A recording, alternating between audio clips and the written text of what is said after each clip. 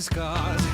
I'll brush you up just like the dust upon my shoulder. I have a hunch of who you are. Believe it or not, I got the strength to blow you over.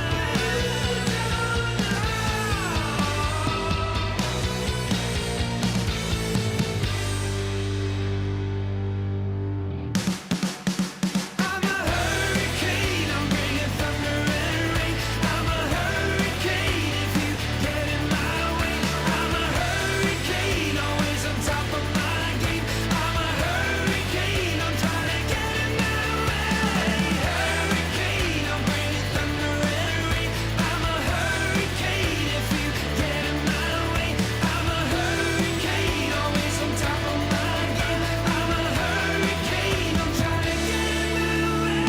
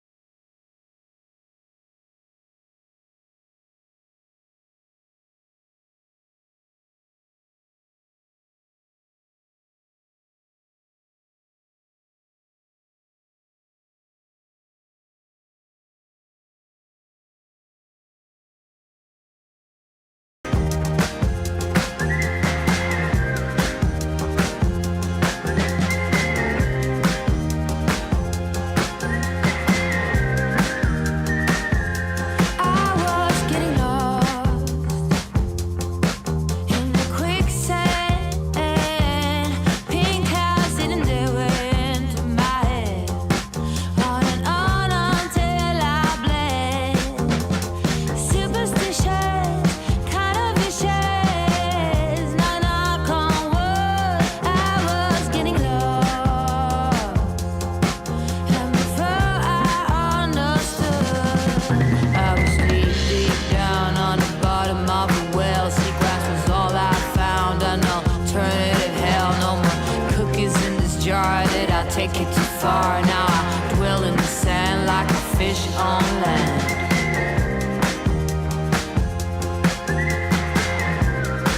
Like a fish on land.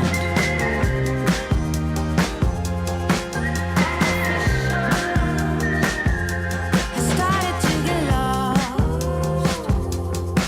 at the station where you left. Everything was falling off.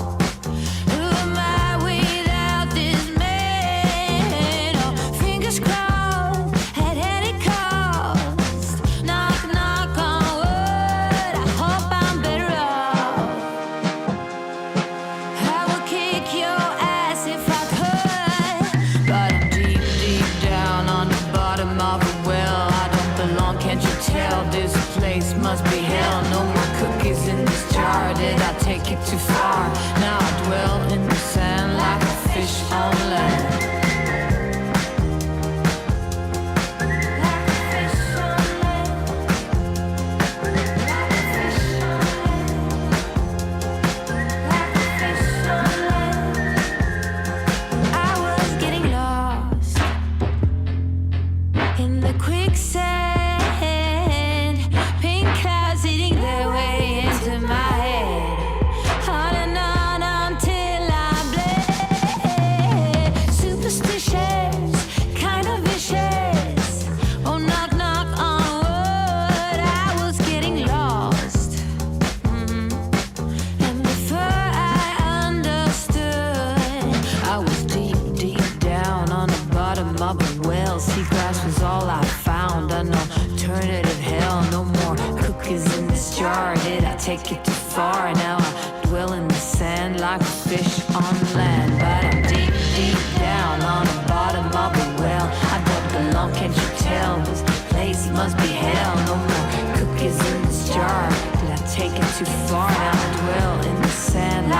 fish on land.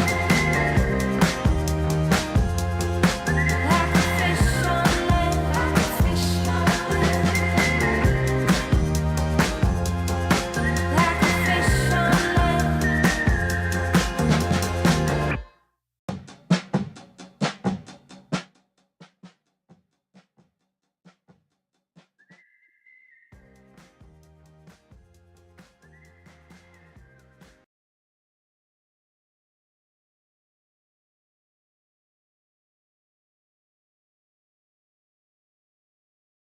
Today is the beginning of the end and the start of a new beginning. Time has come to refine yourself and let go of the demons in your head that have held you in captivity for so long. It's time to flip the page and prove them wrong. It's time for rebirth. Yeah, time's up to say goodbye to all the haters, doubters, and non-believers trying to bring you down.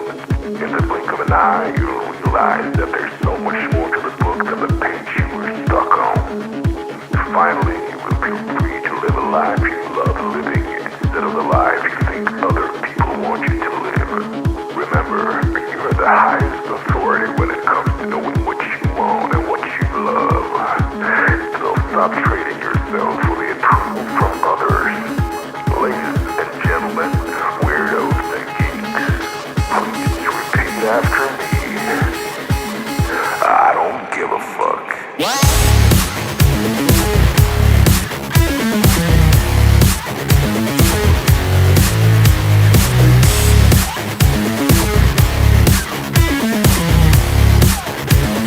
I don't give a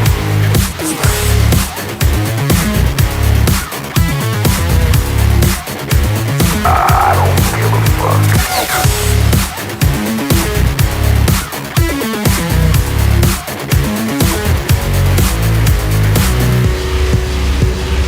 I don't give a fuck.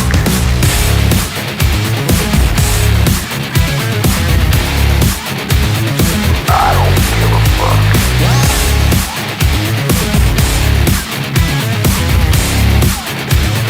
I don't give a fuck.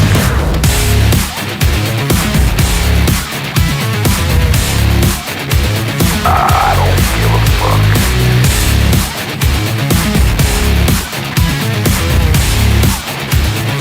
I don't give a fuck.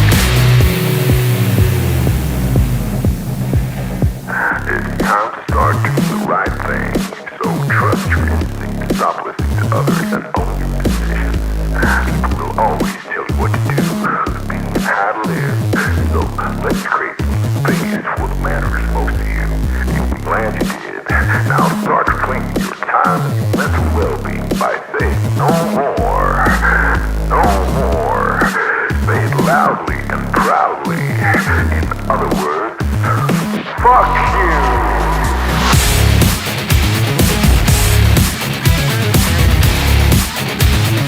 I don't give a fuck.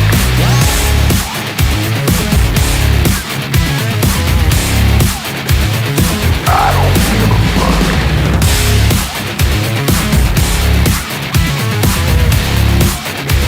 I don't give a fuck.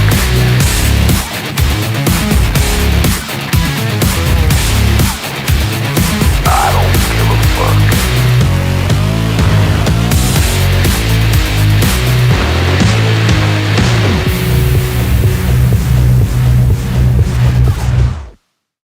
Target acquired. Eagle 1, first strike, you have permission to engage the target.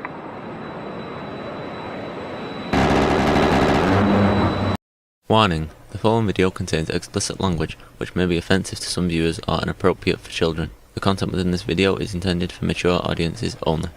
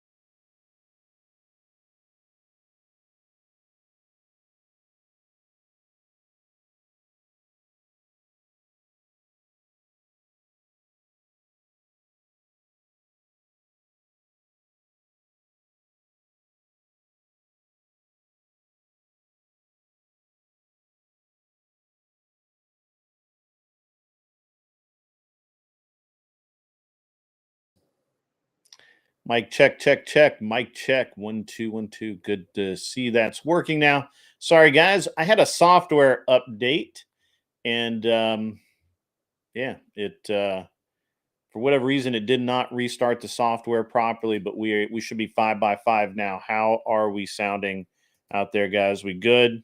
We good? All right, cool, man. Sorry about that. Software update got me again. We'll go through this again. We got 13 Bujicon in the house. And some Knowles, you're in the house out there. I see you talking about okra recipes. That's awesome. We've got effing epic. OPC Don is in the chat. OPC, I heard that you got into some troubles helping out some people, and if you'd like to talk about it, that'd be great. If not, it's all good, man. I just figured you might want to talk about your experiences there. If not, that's cool. BIY, Believe in Yourself, is in the house. Damien, the parkour guru, is in the house. By the way, guys, I remind everyone once again, he has a channel. It looks like it might be growing a little bit, and I've actually checked out some of his videos, and they're pretty good. So go check them out. Jess White is in the house. I just modded her up, so we have yet another mod out there plugging the stream, making sure things flow. What's interesting is that we go through spurts where I really need mods, and then I don't need mods. It's very interesting. We'll see how things go. K2 Keep On Trucking is in the house. Awesome, dude. Good to see you, man. I hope you got a night off, man. I hope you're not driving tonight, but if you are, keep the volume up and the pedal down. All right. Who Imperious is in the chat. What's up, buddy? Thank you for letting me know I was muted. You were the first one I saw say something about that. Jess White sent me that super chat saying that I was muted. That was very awesome of you. Thank you very much for the Australian $2. And yeah, that was a good time. It was a good time. We've got several super chats coming in. We've got another one from Jess White here. Thank you, chat. Awesome. And then K2 comes in with $2 American. 10-4 Grandpa Grig, come on, loud and clear. That's right, man. Yeah, sorry, guys, again. I try and do my software updates early in the day, but I'm running a little behind the day, and it was very I don't know, man. I've just been a little behind today. I did verbal combat last night. I had a 1v1 with Chris Lestrange. Hopefully he'll come on in and talk to us tonight. So I had a 1v1 with Chris. Is a good time, but for whatever reason, man, VK didn't end till 6 in the morning or 5:30 in the morning. And dude, I've had no sleep. I got like 3 hours of sleep. I had to spend the entire day cleaning up my my shop, my home shop, because I've been doing airplane stuff all week, and it's been very busy. What's up, Imp Dave? Good to see you out there, man. Hi, I am not Dave. So that's how that works. All right. Imperious sends in another $2, man. We're off to a banging start here. I'm not really sure. Jones or Stipe. Is this a fight or something, man? I don't know, man. I'm not a sporting guy. I don't know. Dave's not here yet. Dave's not here, man. That's funny. Yeah, Dave's not here, man. That's great. All right, guys. So tonight is a chill stream. We will be having people up off and on all evening. Pretty much anyone that has been verified and has been up on stream before and isn't going to do anything really stupid will, come on up, and we'll chat about whatever you guys want to chat about. If you guys want to, give me a topic, I'll try and roll with it. Imperious, I don't actually watch a lot of TV of any kind, including sports of most kinds. And as an interesting thing, when I was racing, people would always ask me, who was my favorite driver and what was my favorite team and series and all that. But I never watched any of that unless I was actually doing it. I honestly don't care. Like, I didn't care about any other drivers. I didn't care about anybody else's cars. I don't care about sports teams of any kind. I'm weird that way. It just is what it is. I'm sorry. I know it's weird. It's all good, man. It's all good. But I mean, go watch the fight, man. Keep it on, tune it in, make it loud. All right, guys. So verbal combat was pretty good last night. I had a great time. I don't normally get to do that for a variety of reasons. Mostly is that I'm just tired, and it's but last night I just rolled through. To be honest with you, I'm not a Dale Earnhardt fan, but not for the reasons you think. So I was actually in Mooresville working when he hit the wall at Daytona, and he had actually just done that race in the Corvette a few weeks before, and I had people that I knew that worked with him talk to me about him and his attitude and a bunch of other things. And as much as that, the big things happen in racing, and if you're going to do really weird things, then sometimes they're going to catch up with you. And one of the things he liked to do is he liked to take the shoulder harnesses during the caution, and he would loosen the harness up so that he could lean forward and move and get some air on his back, and it was it's a really bad habit to get into. And so they just done the caution, and then they went straight back to green. And when they did that, he didn't have really enough time to get strapped back in. That the theory is he did not. He either didn't have the time or he didn't take the time to strap back in. Maybe he was going to wait a lap or two. Who knows? But whatever it was, he didn't do it. And when he hit, and that's why when he hit the wall, his he got that basal skull fracture and passed away. So it's a and then of course everyone they tried to sue Bill Simpson. They did sue Bill Simpson over it. Bill Simpson's a super awesome dude, and he was not having any of that. And of course, he won that eventually, and had to start a whole new company because of it. But I wasn't a big fan of his. As far as racing drivers go, I'm not a fan of any of them, but I can tell you who's like really good. And most of them be guys that you've never heard of. Like there's a guy named Ben Clakus. He's a British driver, and that dude is fucking phenomenal in a race car. He can do things that are just amazing, especially in the rain. Like he is so good in the rain. It's really amazing. I worked with a driver named David Leslie once, and he was a really good dude, man. I mean, he was an older guy, and he had been factory Nissan Works driver in BTCC, British Touring Car Championship, and in DTM, I believe he had done some other things, and but he'd been a touring car driver a lot, and he'd always had really top rides and everything. So he came to work with the team. He came to drive for the team that I was running at the time. I didn't own it. I was running it for someone else, and he was such a good driver. He could, he'd get out of the car and he could tell you exactly what that car needed. Part of that was because he had a kart school and he taught people how to drive all the time.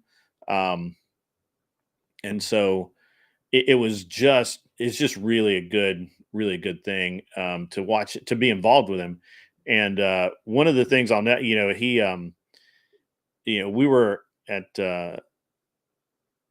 Laguna Seca, and he lost the brakes basically on a front straightaway, and he did an entire lap of Laguna Seca in traffic in the middle of the race with no brakes, basically. and did not crash the car, didn't write it off, didn't have any problems. And I don't know how he did it, but he managed to get it back. We had to catch the car. Like when it came rolling in, he's on the radio talking to us saying, I'm coming in, I'm dropping down to this, I'm dropping down to 30 miles an hour, I'm down to 20, I'm at 15, I'm at 10, I'm off the throttle, I'm coasting down. And we had to physically stop the car because it had no brakes. And of course, we were out of the race at that point. We could not repair that, and he had to. It was a heartbreaking thing for me because I lost my share of 30 grand, so I was pretty pissed about that. But that I've got a lot of really interesting racing stories. WRC is pretty cool. It's exciting to watch. My favorite form of racing to watch is still probably touring car racing. I mean, it's a fist fight from flag to flag, and it's just so brutal, man. It's just so brutal.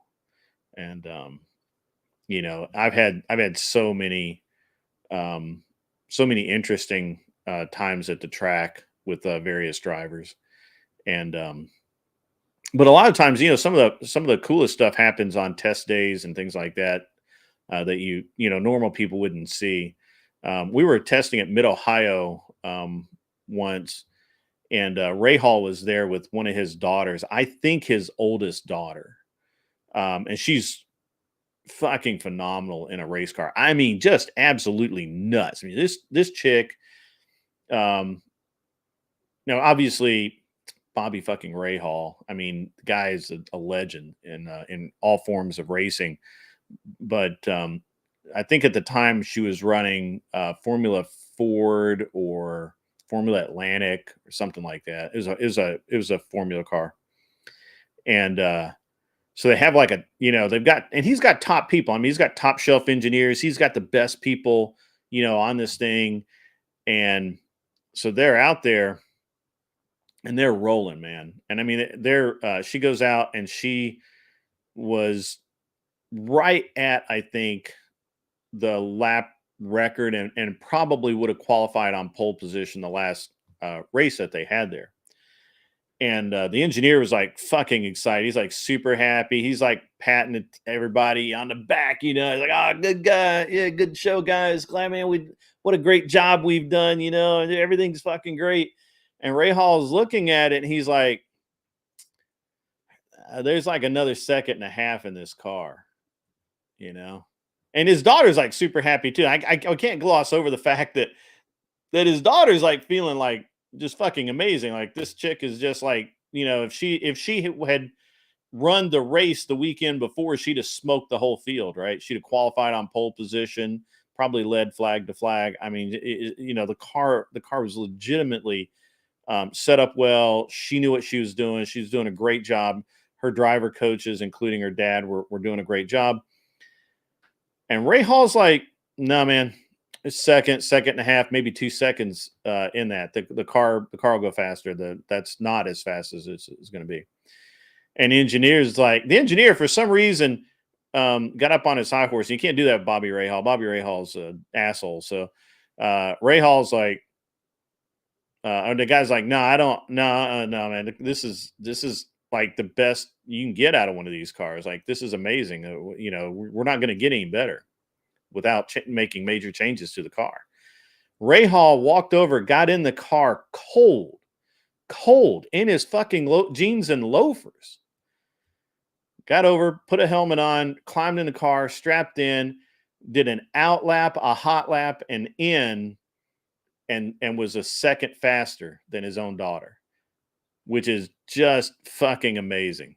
You just don't understand how fucking truly amazing that is. It's crazy, man. It's nuts. And there's a couple of different ways to look at it. Obviously that means that his daughter has something to shoot for and she should be able to, do better. But at the same time, he wouldn't even let her have that moment of being the best, right? Like, she was better than everybody else that she was competing against. The problem is she wasn't competing against her dad, and her dad said, no, you can do better. The car is faster. And sure enough, he did. He put his money where his mouth was, and he went out and he smoked her time by like a second. Um, so it was fucking cool. And I got a couple of Ray Hall's an interesting character. We were at the vintage race at Daytona right after it's right after the 24 hours of Daytona.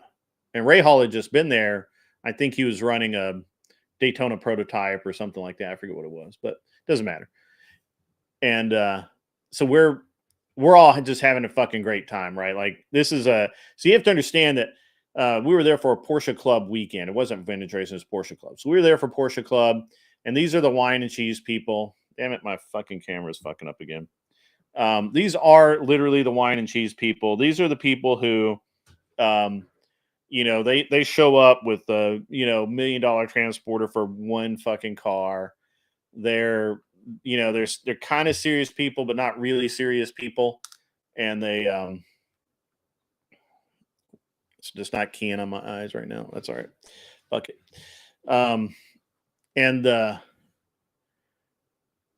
Why is it, come on now. Nope. Just not going to key in on the eyes.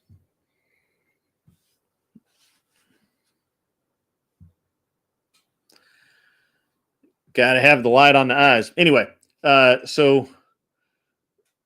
go get a beer. So Ray Hall's there, and they're doing you guys don't know this, but the original IROC cars were Porsche 911s. They were all built the same by Porsche. They were exactly the same car. Long before there was an IROC Z Camaro, the IROC Porsche was the thing. And so Ray Hall has an original, or did. I don't know if it still does. He had an original, and Ray Hall shows up, and there's a guy running a clone, an IROC. It's a pretty good car. His name's Eric Bretzel. And Bretzel's a pretty good driver. Club race driver. I don't think he ever did anything pro. He might have once upon a time. I don't know. Bretzel's pretty good. Won a lot of club races. Big fish, small pool, whatever. And Ray Hall is out there, so they take the flag. Ray Hall falls in behind Bretzel. Bretzel's leads most of the race, to be honest with you. Bretzel is doing a really good job of keeping Ray Hall behind him, or it looks like he is, right? And Ray Hall's just pushing him every lap, push. And Bretzel's just driving the wheels off this fucking car, man. I mean, just using the brakes, using the tires up. I mean, he's wearing this thing out. They get about 2 laps from the end, and Bretzel's got doesn't really have a lead, and this is exciting. This is a good race, like it looks like that Bretzel is holding off Bobby fucking Ray Hall, and Ray Hall just can't do anything about it. And it looks like Ray Hall is trying to get past him, just can't get past him. That's not what was happening. And I knew it wasn't what was happening. I was watching the whole thing, and I'm like, you know what? What's happening here? What's really happening is Ray Hall's having fun. This is fun for him, because there's no way that he was this slow in this car. So 2 laps ago, I shit you not, Ray Hall just pulls out and motors by Bretzel like he ain't even fucking there. Like he could have done it any point, any time he wanted to. He just wanted to make Bretzel work. And he did. Bretzel got out of that car, man. He looked like he'd been 10 rounds with Tyson in his prime, not last night. And fucking Ray Hall motors by him, drives away from him, takes the checkered flag, wins the butter dish for the Porsche Club, Daytona, whatever. And I have to understand, this is a massive Porsche Club event. That's Porsche only. There's no other cars there. And there's a waiting list of like 400 cars, right? And so it's a big deal. Just to get in is a big deal. So we're and so the entire infield is full. There's people everywhere. It's a big party. There's hospitality everywhere. It's a fucking great time. It's a big ass fucking party. Porsche guys, they party. So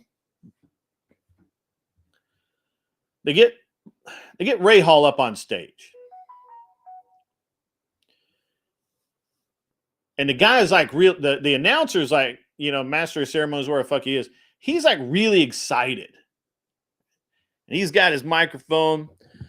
Bobby, what do you think about, and I got the echo.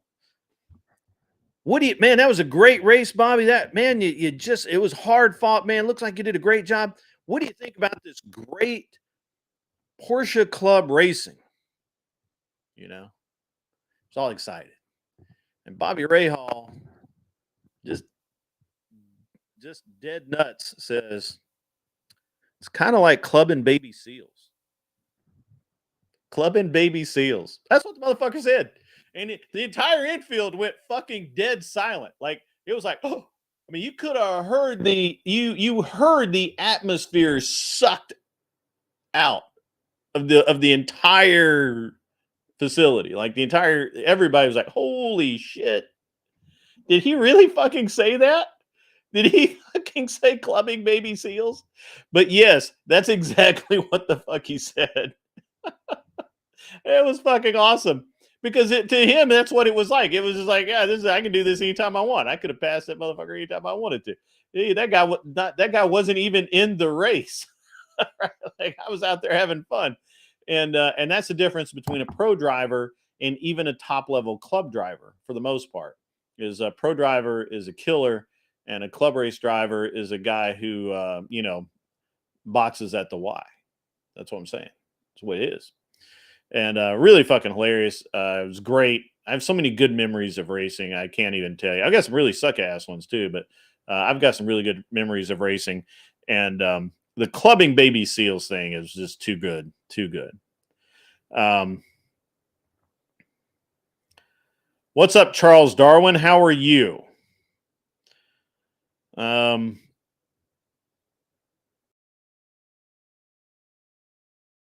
Yeah.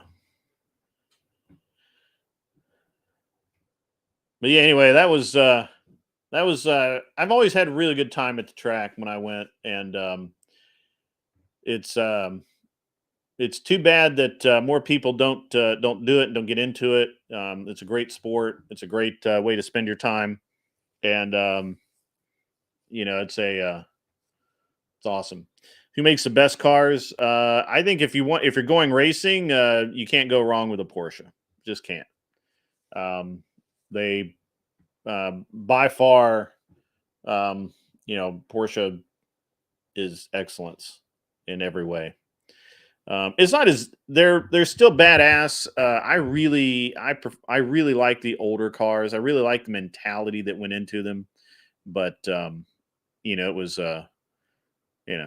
who knows what people think about.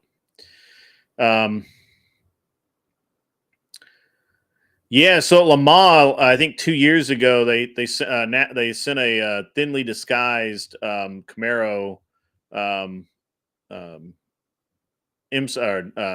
Am car over, and it was like the biggest car in the field. It's fucking hilarious, but it did really well. I mean, and it should have, because look, there's a lot of technology in that car. Ryder Engineering makes a Camaro for FIA GT3 or 4, and it is bad, or they did make one. Now that the car is discontinued, I'm sure they don't, but that thing was like, I honestly think the Ryder Engineering Camaro is probably $180,000-$200,000.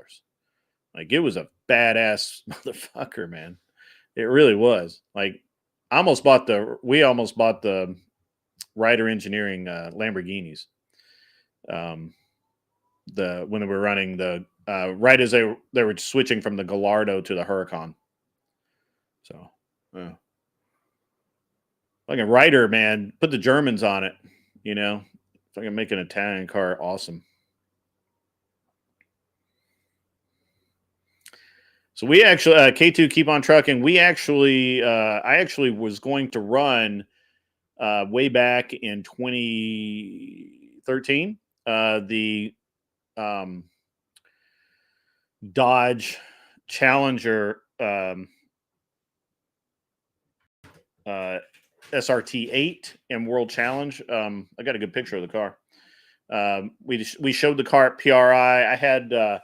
I actually had a really good deal going on this car. I had like Brian Johnson of AC/DC was going to drive it.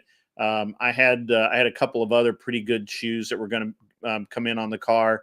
And the problem is Dodge sucks, man.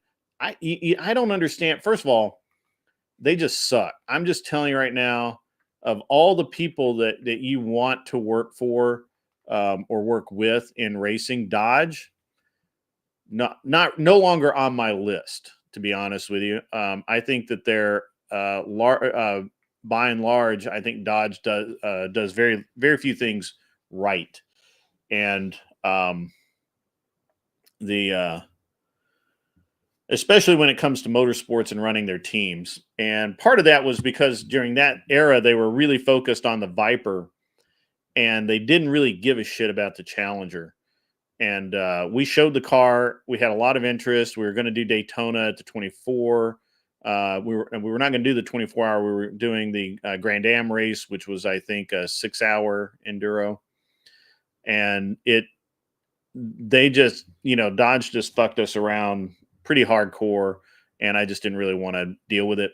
So I didn't.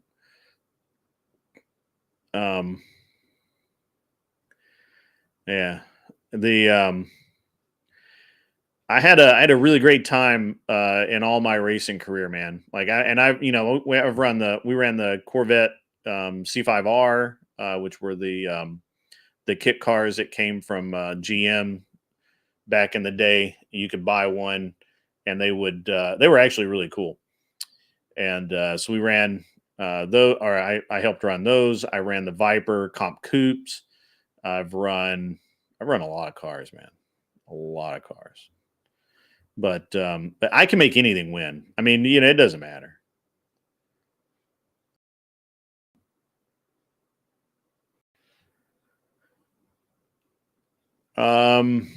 Why did they stop the Viper? I think sales were a problem. But to be honest with you, I think that the Viper needed a lot of work to remain competitive with the various supercars from Ferrari and Lamborghini that were coming out. That was in my opinion, that was the biggest issue. The biggest issue was just simply that the Viper, it's too big, it's too heavy, it didn't make enough horsepower out of its massive motor versus some of the other cars. You had the V10 Audis, which were making more horsepower, more efficiently, lighter. Just the whole thing. It's a yeah. I mean, Audi. I don't particularly care for Audi street cars at all, but the R8 is the R8's a badass machine. I actually I have a friend of mine who they ran the R8 LMs, which were the llama car, the llama type cars, and the aero on those cars was amazing. If anybody wants to come up and talk about something other than racing, this is a chill stream, and we can talk about that. We can talk about whatever you guys want to, really. I don't know how I got on racing. I just think it was fucking awesome. I think it was because of the Bobby Rahal thing. Or no, it was somebody asked me about Earnhardt.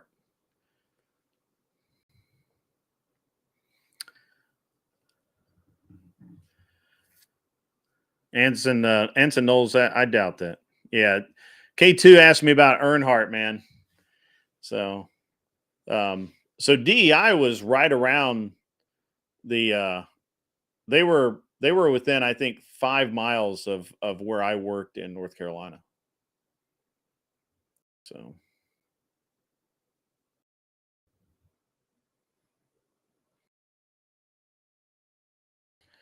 I'm not going to do a Santa outfit for a Christmas stream.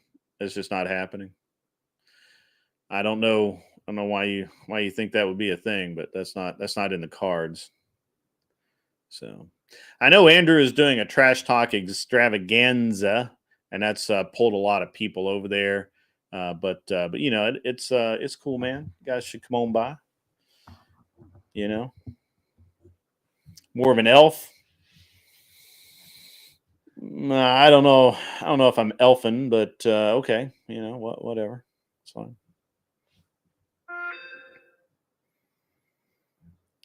Yeah.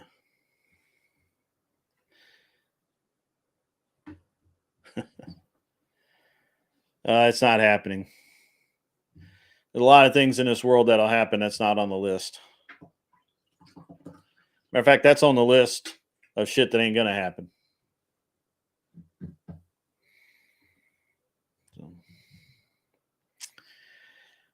Nobody wants to come up. That's weird. Normally, I have people like all ready to come up.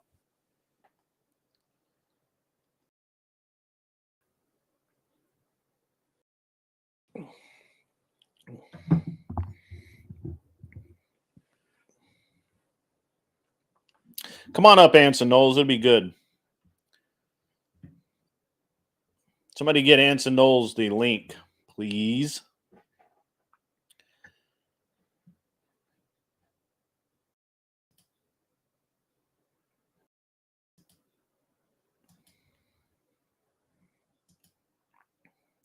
I have to ask you guys, you know, since we're all just, you know, we're all friends here. We're all just kind of hanging out, right? We're buds. What do you guys think about the fairly consistent kind of streamer drama nonsense between the various channels? I was on a Flow Stage channel earlier today. I was watching it. Well, I wasn't watching a show. I was listening to a show while I was cleaning my shop. And dude, I couldn't even keep up with what was going on. It was not, you know, and honestly, it wasn't that Flow State was the one causing this. He was just observing and commenting on it. And it was it's like insanity, man. Like that's really honest, like insane stuff. Really, really bad, you know. And people just like breaking down and crying on stream about I'm not even sure what, man. It's crazy, man. It was nuts. And I don't know. I do think that I do think that maybe maybe it's just like a fad or something. Holy crap! It's Glenn Lawrence. He is alive, folks. Look. Oh wait, that's a picture of Glenn Lawrence. That's right. What's up, man? Not much, man. What you doing? I'm sitting up here doing man prattle shit. What are you doing? Listening to you, man, prattle. Awesome. I appreciate that. Somebody needs to. Yeah, you know. What do you think, Glenn? Because I know that you pay attention to a lot of things. You know, you got your thumbs in a lot of pies. Yeah. What is it? What is it about the streamer world that creates and maintains so much drama? It's worse than a prep school full of chicks. It's crazy, man. Pride and reputation. Okay. When somebody attacks your image, your character that you're presenting, right? They feel the need that they the people like the person that they present. So then they have to defend this with their honor, right? Because if they let somebody, trash them, then Gotcha. now people are going to think less of this version of them that they have. They may think less of their channel, or may think less of the value of their content. So they feel the need that they have to defend their channel, because their brand, basically they have to defend their brand, because how dare you attack my brand, because I make a living off my brand. Okay.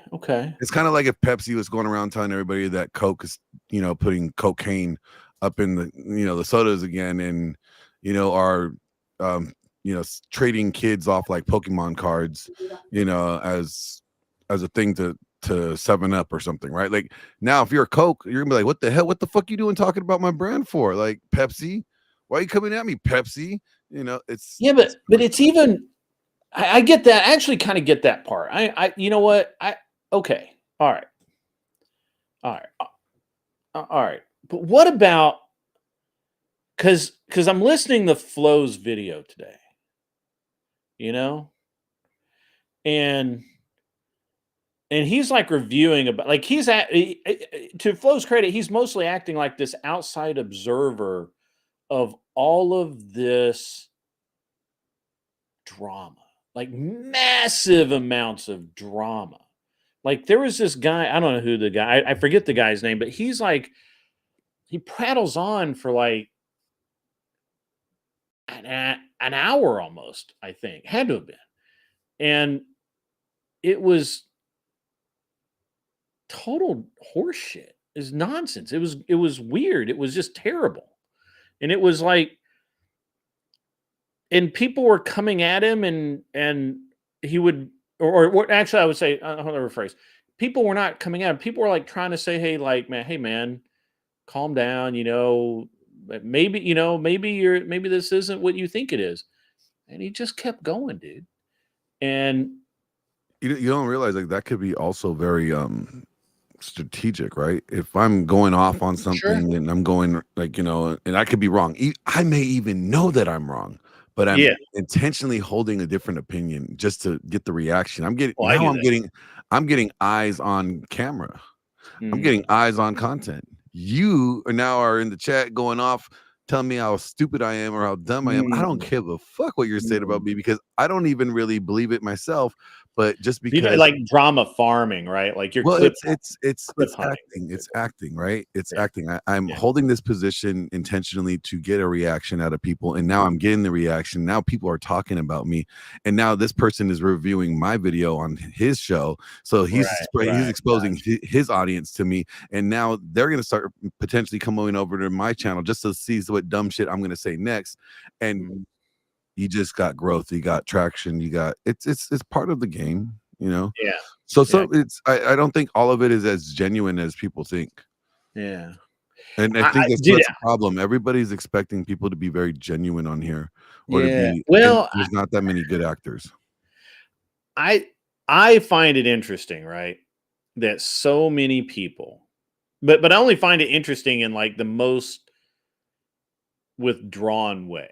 Like, I honestly don't give a shit, but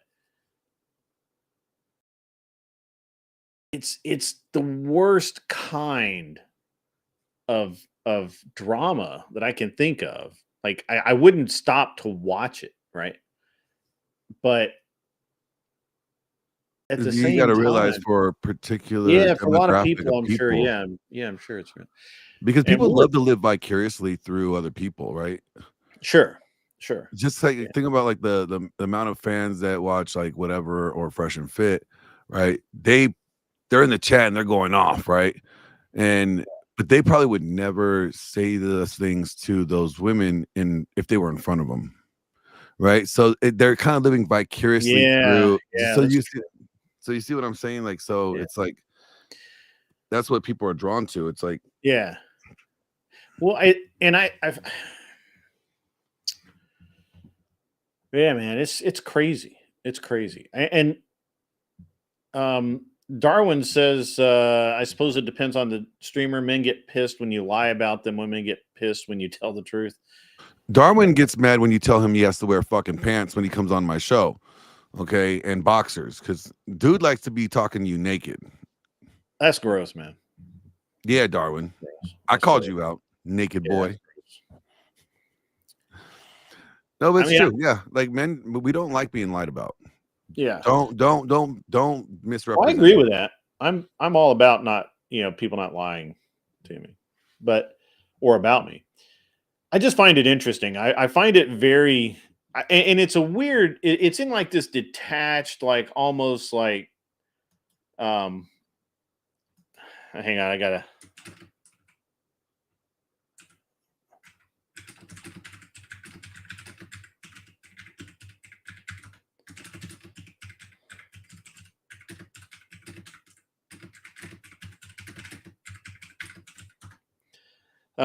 Sorry, I got distracted. What? Man, I don't know.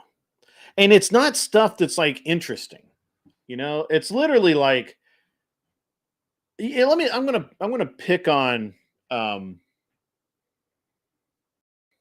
not gonna pick on. So we all know about the drama surrounding GS and his military career, what he said about it, what he hasn't said about it. We're all aware of that, right? No, I'm not. I don't pay You're attention not to aware it, of it. Okay, and fine. nor do I care about it. Like Okay, that's his. yeah. That's his. That's his. That's his business. Well, No, that, it's and his, right, and his it's record. his It's his business. But business. he He's kind of not put it out. interjecting me into it, so I have no concern about it. Yeah. I would not interject you into it. But And like since since I'm not involved in it, like he hasn't brought me into it, like I have nothing to do with it, nor do I care yeah. about You it. don't have any, and That's I have his nothing to service. do. I mean, he's talked to me about it just to let me kind of I guess he was trying to let me know what was being said. I don't know. Maybe he thought that I would judge him based on what I heard from other people, which I tend not to do too much. Sometimes, obviously. The but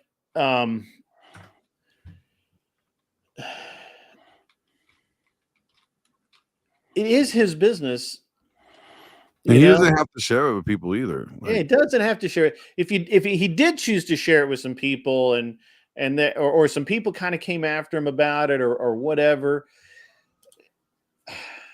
and only if he felt the Why do need. other people involve themselves in it? I guess is my point, right? Like, if I say so, the way I look at it is, he told me about it. I'm like, okay, that's interesting. I didn't feel the need to insert myself in any capacity, right? I don't, I neither care enough to look into it to see what's real or not real. I don't care enough. I don't care if he's lying. I don't care if he's telling the truth. I just don't care. Right. And, but I mean, dude, and I guess that was a poor example because you hadn't really heard anything about it, but, I mean, you could say just use any of the dramas that I've been in. It's easy. well, like- but the Because, like, all right, that's- let's just take, that's easy. It's easier. yeah. to use. Let's take some of the drama between you and Easy, right? Which I'm not even really sure why or how that started, really, and I don't care. I mean, that's between you and him, but there were so many more people inserting themselves into it and getting pissed at you because he was mad at you, right? Or whatever. And Yeah, it was just weird, right? Like, it's a weird thing. People don't get create it. teams. They want to be loyal to Create the people teams, right. they draw the line and whatever, they pick sides. I'm gonna be on this person's side. I'm gonna be on this person's side. And some people do it just out of like default, like loyalty. Like, I Mhm. like this content creator. I've been watching this content creator for a while. I'm on this person's side. I'm on this team over here. So I'm not going to be, basically they're saying I'm not going to be objective to the information that's coming my way. I'm going to be biased. Yeah. And I'm going to immediately dismiss any evidence that comes that could actually be refuting or that provide questions to the content that my content creator is providing. And so Yeah. it's just picking teams, and that's what they like to do. Yeah. It's weird to me, man. I'm looking at it and I'm like, so on the one hand, I was like, maybe they just lack the ability to actually create content, There's that, but there's also right? again much Like more. It's maybe it's deeper just than that that. they can't. Maybe it's just that they can't come up with original shows. Can And we were talking about this the other night. And come on, I mean, you know this to be true, Glenn, right? Like there is a methodology to streaming where you basically do the same 12 streams. You just repeat that. You start at stream A, you work your way to stream 12, and then you start back at A again, right? And you know what? There's nothing wrong with that. There's nothing wrong with that. And there's They're content like, creators that have great shows and have mhm, blown up their channel mhm. because they have perfected what they're good at and what Yeah. they're good at providing, and nobody could provide what they provide better than them on Mhm. these 12 fucking things. And sure, they may provide it each time they do it. Again, it's a variable different. They coming at it at a different angle, but it's only the same 12 things. They're smart. Yeah. They're not trying to. They're like, hey, this is what I'm good. This is my lane. I'm in my lane, Staying and in my that's it. lane, baby. Well, like whatever, right? Like we could say the Yeah. same thing about whatever, right? Like a lot of the criticism of whatever is, well, they bring in these stupid girls and they sit there and they just make fun of the same type of girl over and over. They never bring in any married women, they never bring in any older women or any blah blah blah blah blah. And they've done all of that. You know, like whatever has had professional women on, they've had lawyers on, they had Candace Owens on. So but that's irrelevant to the impression that people have, is that it's the same show every time, even though it's not. But Brian's really good at doing that show, right? And now that Andrew's on board as well, as his de facto co-host, it's even better. So I think that I think that's pretty interesting. I don't You know, know man. what? You know what would be great if Brian did one day? What's that? Flip the script. Instead of inviting a bunch of women, you invite a bunch of dudes, and then they grill them the same way that they grill a woman, right? Hmm. Not to saying like a blank slate equalism, but we got a lot of guys complaining about like, oh, they can't find a real good woman. They can't, there's nothing but hoes out here, blah blah blah blah Yeah, blah. yeah, yeah. But then you dig into them, and you're like, well, wait a minute, the type of women that You're you're not even looking trying, for, bro.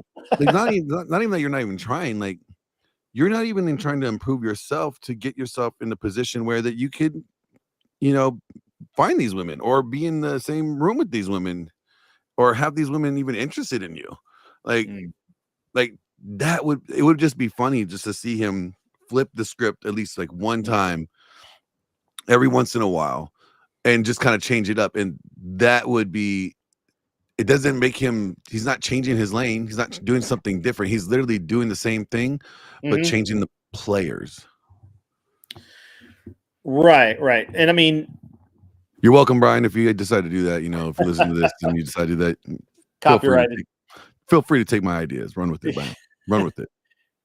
Copyrighted. I guess I don't know, man. I've just been like, I've had some time lately because I've been working out of my shop and I listen to other people's streams and I listen to a bunch of other things. Listening to Flo's stream today was freaking insane. It Was was. he reviewing like what He was was on reviewing a Restless? bunch of different other Because I videos. know everybody's been going He off on he had. GS on Restless channel for like the last several Yeah, days. yeah. A lot of it to do is this guy named Wrestler, and then the other thing was,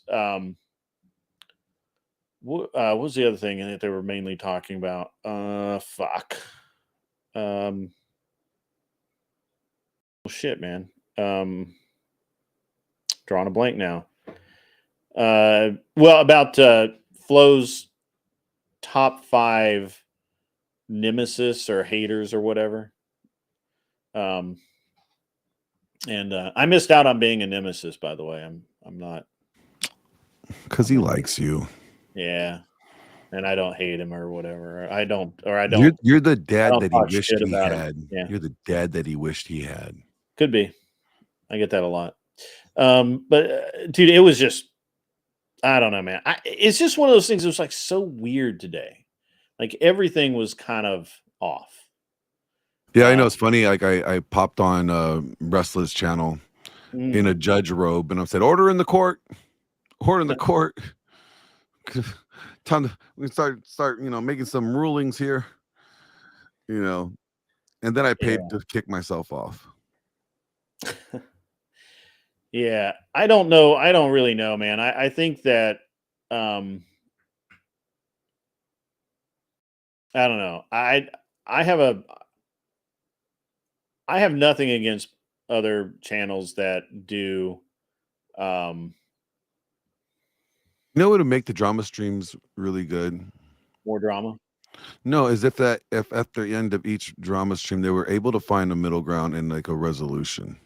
Does that make sense? Like they were Sure. able to build Yeah. a bridge of like, okay, we have this difference and we're arguing, whatever, and the host is able to like provide, questions that could get people thinking outside of their own self and start seeing things from a different perspective and trying to find some middle ground that these two individuals that are having this disagreement could actually agree upon and be like, okay, so we agree here.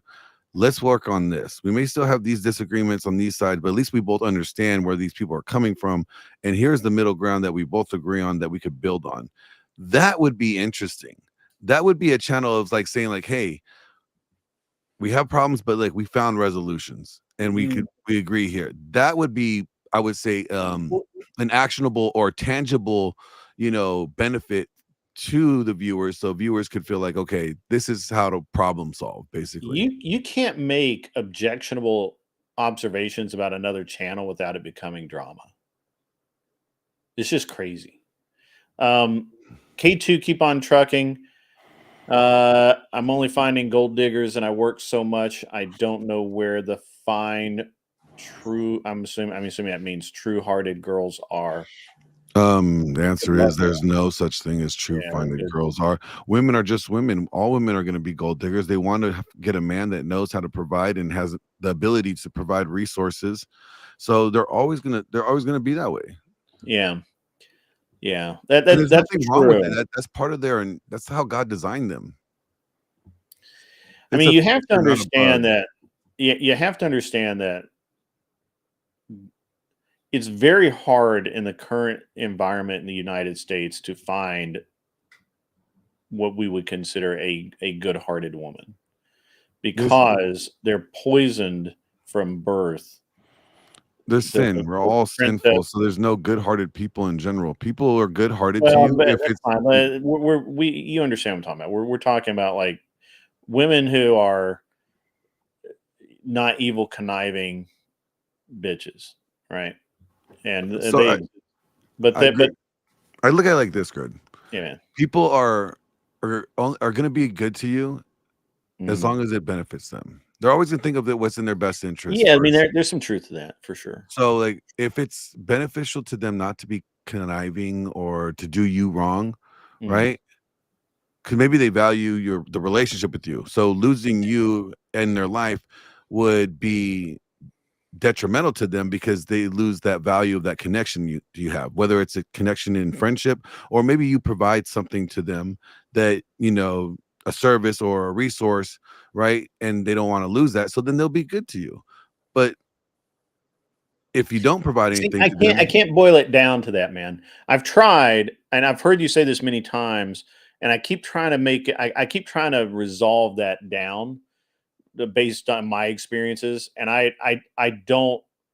don't see I can't get there from here, well, right? I see mean, that now I can see wouldn't that that a be large solipsistic? number of women do that for sure, absolutely. I won't argue that for most women in society, because of what I call the princess effect, you have this very transactional type of relationship, right? Um, the where like K2 saying now that women ask if he makes six figures, like kind of nonsense, which is just that's just popular culture inserting itself, to be honest. But and this is where I have a hard time arguing with the passport bros, right? Like Mhm. I was just talking to a friend of mine. He used to work for me on the race team, and he's currently working with a BMW team. and I've talked about him a couple of times. Weird dude. We called him Pinky because when he drinks, he has like some mild allergy to alcohol that he turns bright fucking pink. Like, it's hilarious. And when he has beer or whatever, it's very funny. And so he went to Korea as a English teacher, teaching kids English. Shockingly, that was like, he says that's one of the most fulfilling jobs he's ever had. He said he's also never been poorer than when he did that job, but he said it was a great job to have, and he's working with kids and teaching them English. And he dated Korean and Taiwanese women, and he's the attitude and the mentality is completely different. So while I agree with it, there's a large number of women out there that reduce it down exactly as you say, right? To where it's very transactional. Because at the end of the day, it's ultimately, it comes down to transaction if you try to break it down. And so, like, when you say, like, but I can't get there because I can't get there because I don't. It's solipsistic, Grid. I'm talking about. I'm looking at it from. I'm not my experience. I remove my experiences out of the equation, and this is the observer effect. I'm observing this, and I say, okay, when I see people do people wrong, right? It's because they no longer see a benefit of that person in their life. Like, it's like the risk is worth the reward. Yeah, I know this person may be upset with me if I do this, but the benefit of this other thing that I want that they're going to be upset with me about, in my opinion, is more important or more valuable to me at this moment than this individual's friendship. Does that make sense? So that's how I see it done, like with people. It's like, if people truly valued you, right, or valued your relationship with you, well, then they're not going to do behaviors that intentionally that is, that's going to risk losing that relationship with you. But if they don't value the relationship, then they're gonna. Well, all right, yeah, all right. Let's start with some like solid points. If the goal is to have a relationship, then you need to know that up front, right? Like, you can't. There's no point in dating somebody who is looking for a wallet or who is looking for a status upgrade, right, or something like. There's no point in, because that's not at that point that's not a real relation, and it's very unlikely to be a real relationship, right? I mean, that seems fairly obvious, I think. But and again, I think in our current society, things are just really fucked up to the point where it is that way, right? I think in other areas where people are not quite as fucked up, it's not as transactional. Sometimes it's more transactional, right? I mean, like, look at Japan right now. I mean, it's ridiculously transactional. I don't think all relationships, like, so here's the thing. I think we're talking about a starting point and an ending point.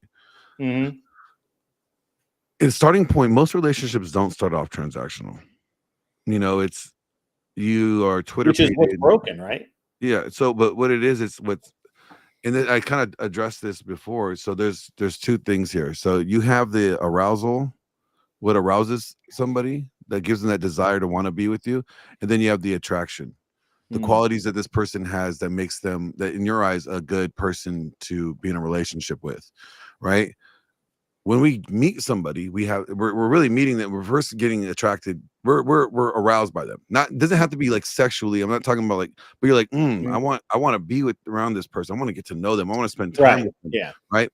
And then as you learn about them, and you're like, oh man, they have these great qualities. They love, puppies. They love their mom, or, they like long walks in the park, and they're very selfless, or they're very caring. They're very, concerned about helping others. These are all great qualities that women love in men. So they're like, now they have, those are attractive qualities, right?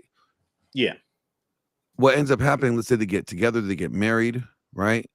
The guy doesn't change in the qualities of the attraction qualities that he has. Those are the same. But what tends to happen is she loses the arousal aspect of it because he's no longer doing the things that he was doing that maintain that draw her to him in that manner to begin with, right? So there's an imbalance between the two of them, in my opinion. At first, everybody's really focused on the arousal. You know, not necessarily it's like, oh, sexy, I want to fuck her. It's just like, you know, I'm drawn to this person. I want to get to know them more. Yes, I'm attracted in the sense of physically attracted, and I wouldn't mind doing something with them. And then as you learn who this person is, now you're attracted to these qualities and traits that they may have that would make them either a good spouse or a bad spouse. Fair. But the problem is that that's not what's happening now, right? So, what we have now is, regardless of how attractive someone may be in various ways, especially on the female side, they have a checklist, right?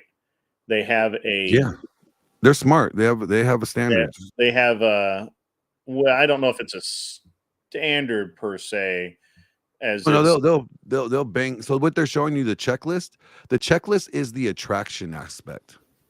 Does that make sense? The checklist is the attraction. See, this is where I disagree, because I don't think that they're actually attracted to those things. It's just what they've been told that they should expect or need. You know what I mean? It's the attraction aspect in the sense of this. Did he just put your picture up there? Of course he did, because Anson is a fan, and I support Anson's impersonation of me as often as he likes. That's an unhealthy attraction, Anson. I'm sorry. You know he's a married man. Well, you know, Glenn, in terms of manosphere, Glenn's got the talent, man. No, I understand. I understand where he's coming from the manosphere. I just don't. I do see that, but I disagree that it is in any way healthy. And I don't believe you can base any sort of actual relationship on it.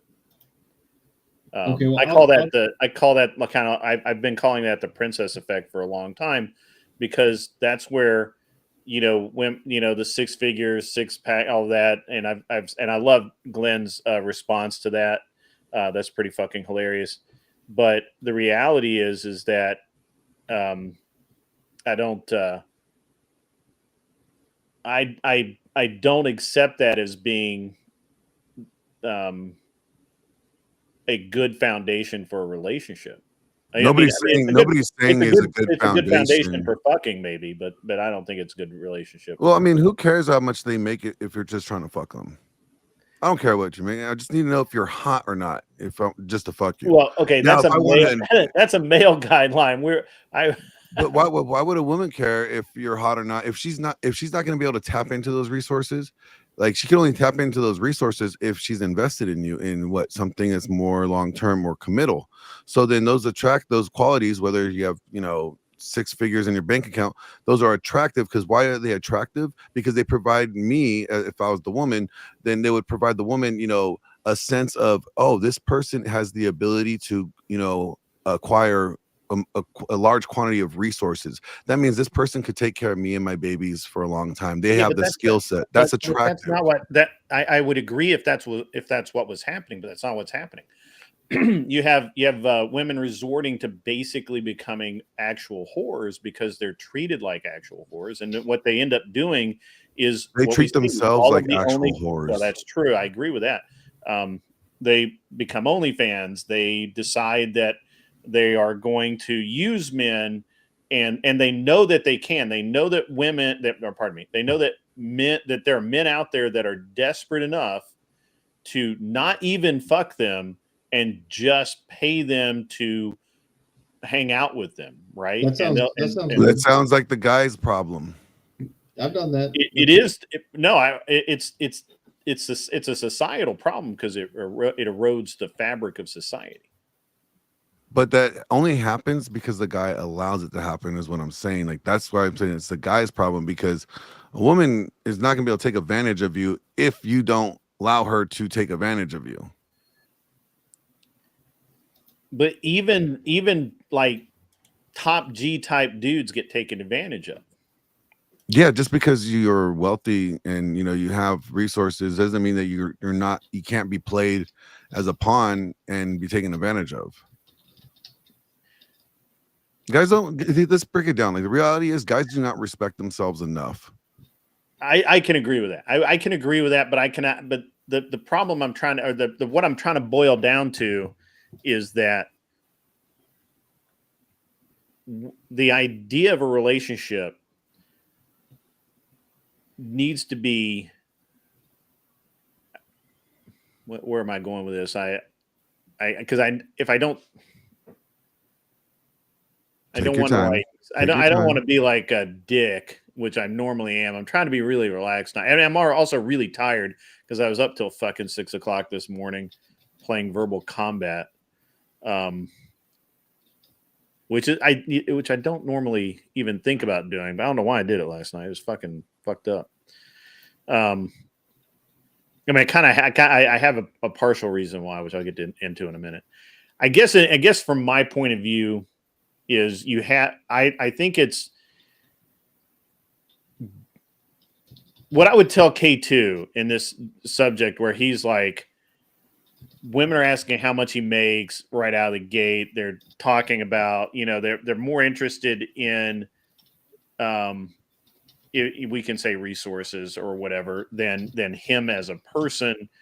And I get that.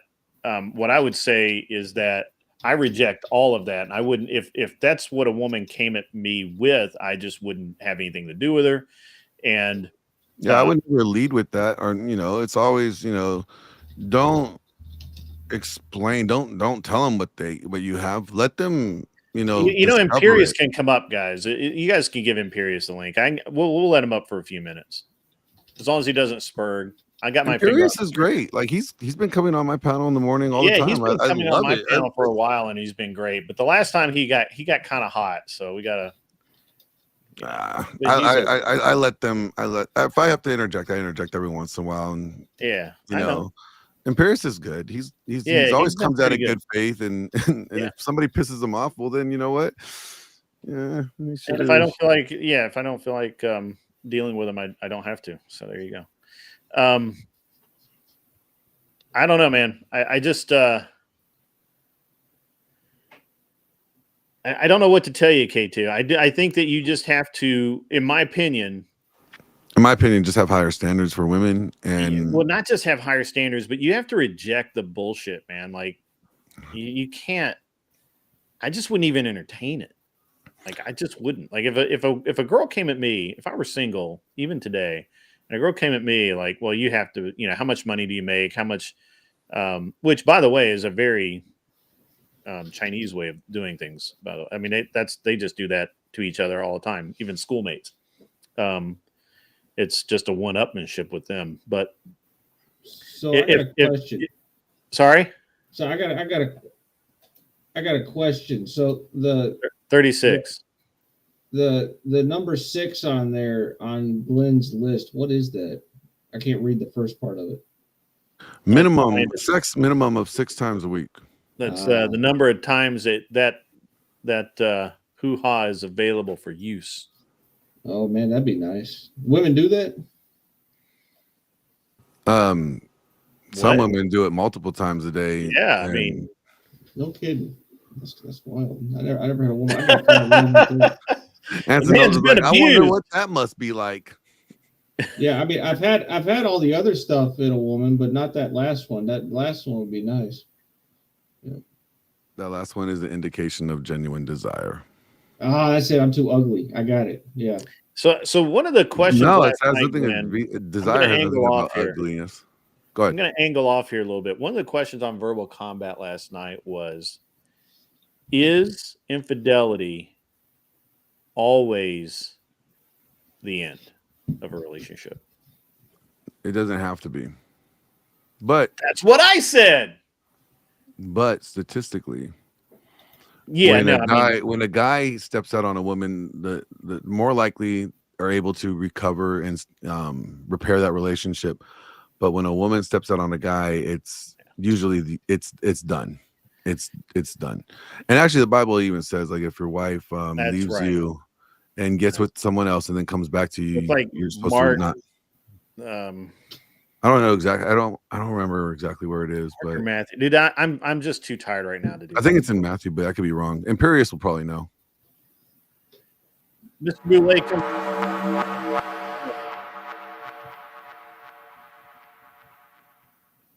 Mr. Boulay and the Department of Numismatics donated $10 super chat. I want to meet a gold digger. Why? So I can put her to work and prospect for precious metals from the gold mine I'm thinking of buying. fucking A. Winner. That's right. That's right. Mr. Winner, Boulay. winner, chicken dinner. I I love that. I love that. Awesome, Mr. Boulay. Good to see you in the chat, Mr. Boulay. Good to see you. Welcome in, sir. What an entrance to make. What an entrance to make. Thank you, sir, for the $10 super chat. So with the infidelity stuff, Grid. So I've been in a marriage before. I'm not going to tell you which one, where the woman. How many have you had? That don't matter. So where the woman. He's had 47. So where Are you an Arab prince or something? Do you like marry a different woman every week?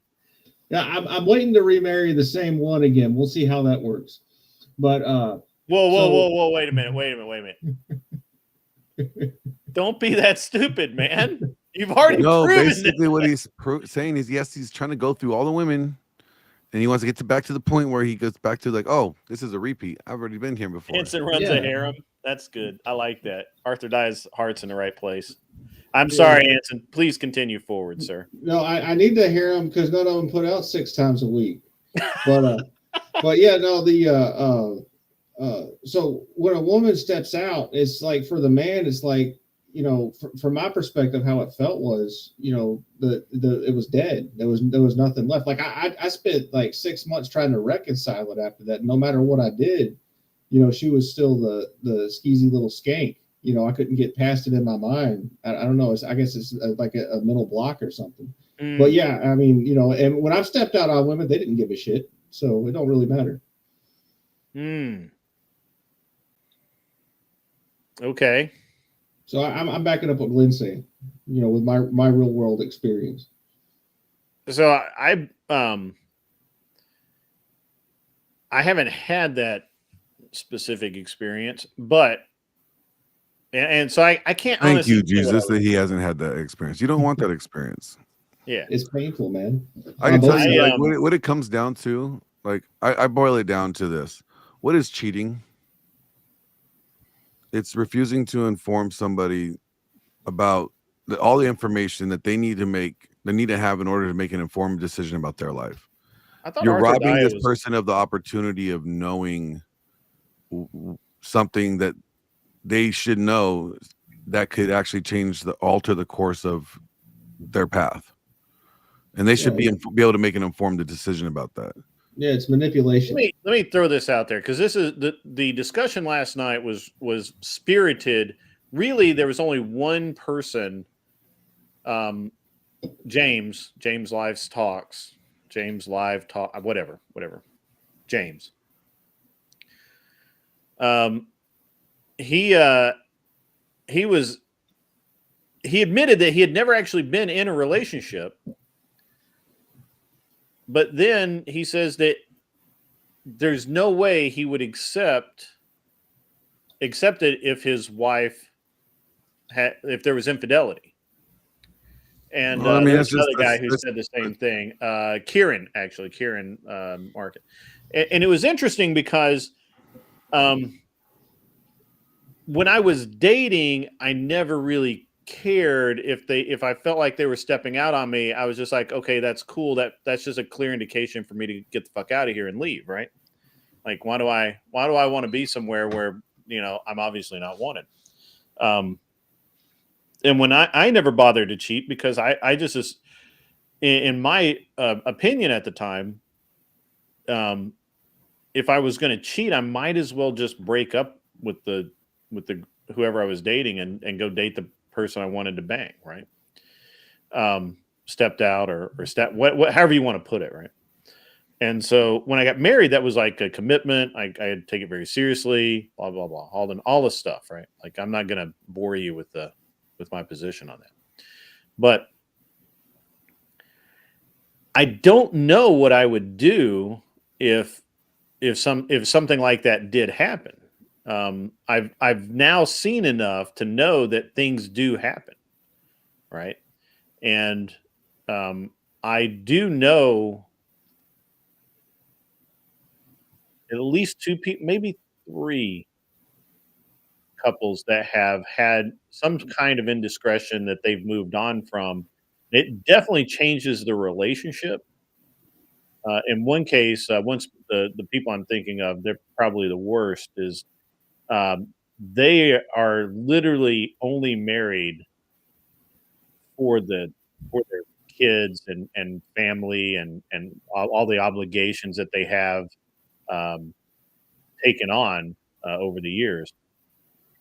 And they'll probably be one of those couples that sleeps in separate bedrooms, for the rest of their life, right?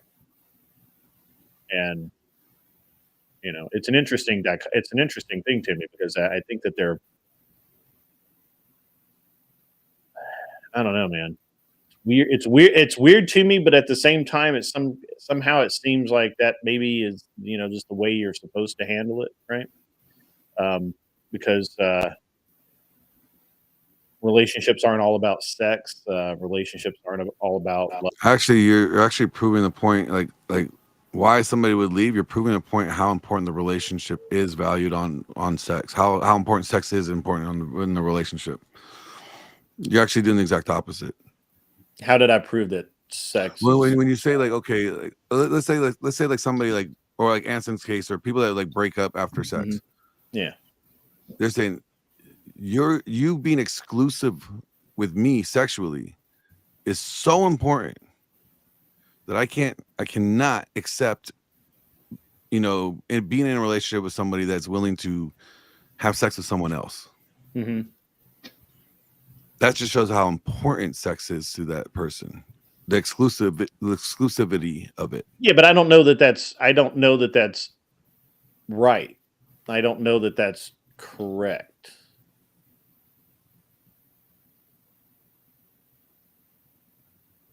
Really? I mean, Yeah. then infidelity wouldn't be a problem then. Think about it. Well, I think People- that's why. people I would- think that's why in the Bible it says that you can, but maybe you don't always. It's not a hey, this is something that you automatically get rid of your wife for or husband, either way.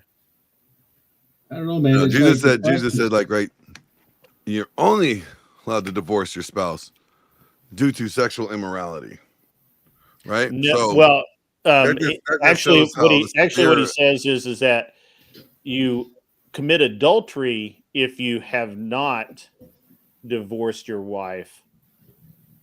No, when the Pharisees go to Jesus and ask him, are we allowed to divorce our wife for anything? Moses gave us the law, you just you write her a note and send her on her way. And Jesus says to you, I tell you, like, it was not that way in the beginning, but because of the hardness of your heart. I say to you, anyone who divorces his wife for basically any other reason except for sexual immorality is committing adultery. Yes. So there had to be sexual immorality. That's the reason why you could give your wife a letter of divorce. Right. That would be the only reason you could. And then that would shows you how valuable sex in the relationship is important. It's so important enough that the sex should only be exclusive between the two members that are in the relationship. And if that's not what's being done, then that is a divorceable offense. And it's understood. But what he's saying there is that if you move on without the divorce, you commit adultery. Yeah, but he's saying if you divorce her for any other reason other than sexual immorality, you're committing adultery.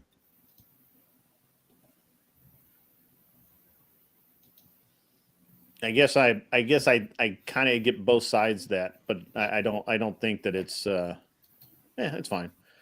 I don't know, man. I haven't ever been in a situation, really. So I have a hard time resolving the hard line, and I don't know that.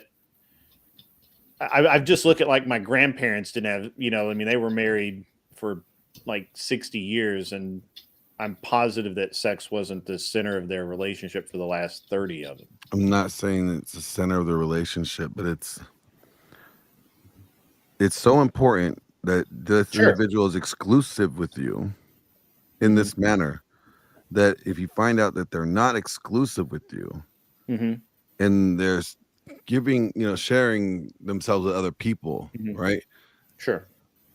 It's a betrayal of the vows. It's a betrayal of the covenant, right? And it's literally stealing, giving what's yours away to someone else. That, you know what I'm saying? Like, so it's like, it's like, okay, so it's like they're squandering, they're robbing you for someone else. Why would that? Does that make sense? It's a breach in trust, man, and it's an emotional. I get the breach in trust. That would actually be the bigger deal for me. The bigger deal for me would not be that. So I find it probably mentally, as a mental exercise, I find it more egregious that you have that the idea of a work husband or a work wife and they're all, people are going out all the time and doing all that kind of stuff. I find that as bad or more egregious than, just getting drunk one night and banging one out. Great, what you're pointing out is also what I said. Like, it comes down to not informing you on information that you should know that could affect your future, and robbing you of that opportunity. So when somebody's cheating on you, you're the last to know. If you that's true. Yeah. If you would have known that this person was going to go sleep with that person, you probably would no longer be in this relationship with this individual. You probably like, okay, you go do your thing, I'm out. It's robbing you of the information. They're trying to have their cake and eat it too. They're like, I know I'm doing something that me and this person don't agree with. We said we're not going to do this thing, right? Because this is bad, but I'm going to go and do it and not tell them that I'm playing by a new, different set of rules. So they are going to keep on living the way that they're doing and not do this thing while I'm over here doing this thing. So I'm robbing them of information that they need to have in order to make an informed decision about their life. That's where the trust problem is. Because now you can't trust this person because they're trying to take advantage of you. That's what it comes down to. How do you know this individual? But I mean, we could apply that across the board to a lot of different things. That's why I said cheating is really just robbing you of the information that you need to know to make an informed decision about your life. Yeah, that's why you never admit to it. That fixes that problem. King Henson. That's a destiny answer for sure, right there, guaranteed.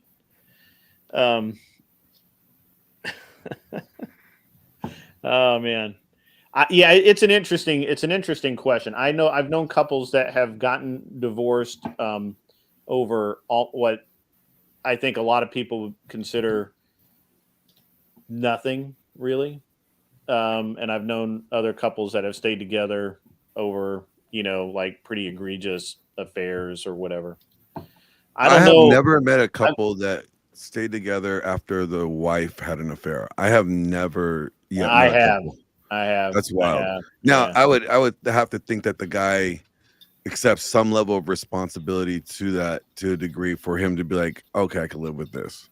Yeah, I'm not going to put it. Sense that he doesn't respect himself enough. I don't know. I have a buddy of mine who it's almost like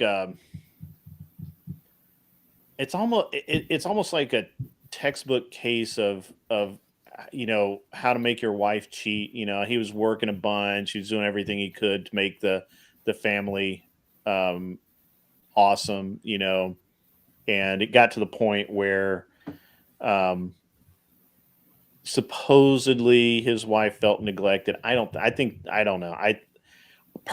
My personal opinion, is I thought she was a whore the day he married her. I still think she's a whore.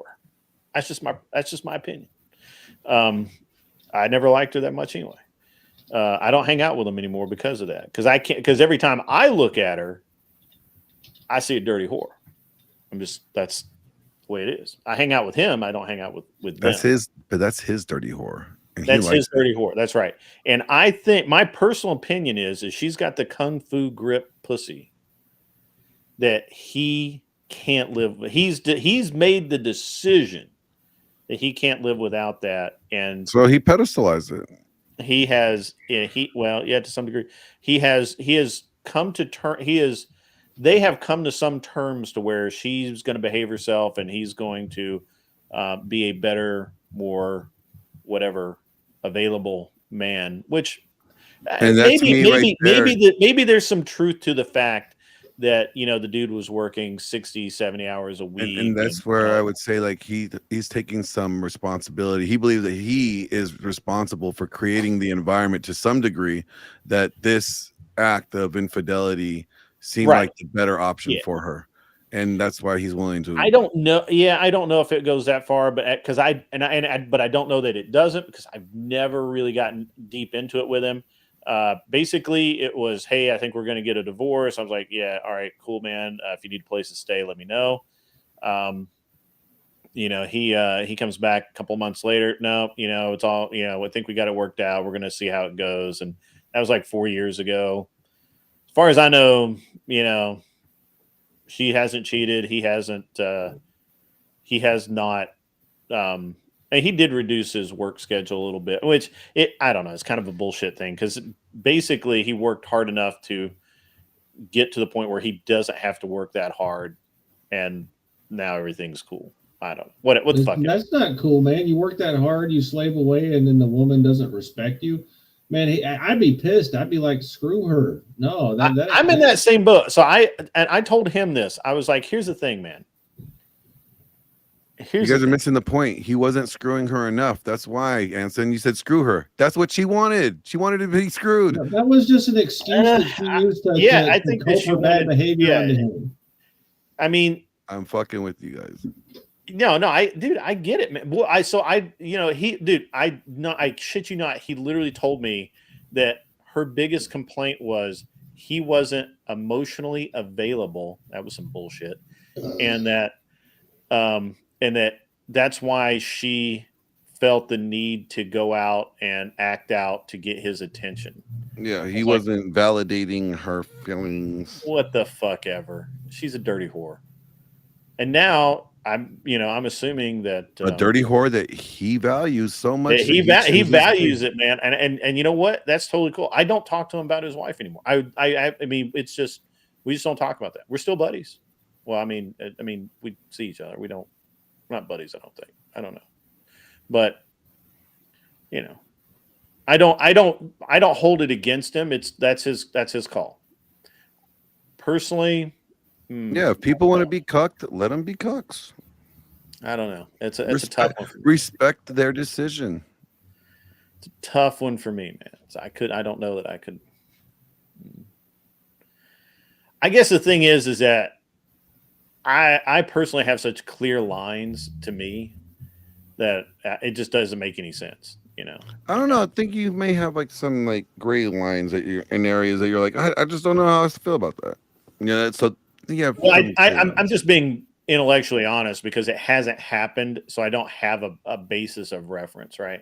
I think the last time a girl cheated on me was I was probably a sophomore in high school, and it was one of those deals where I learned how that chicks can just take your heart and rip it in half and hand it back to you, and after that I didn't do that anymore.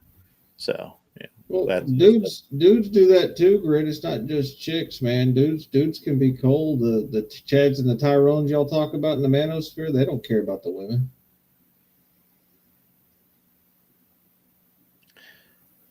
Stop talking about me like that. I do care about women. Yeah, okay, Chad.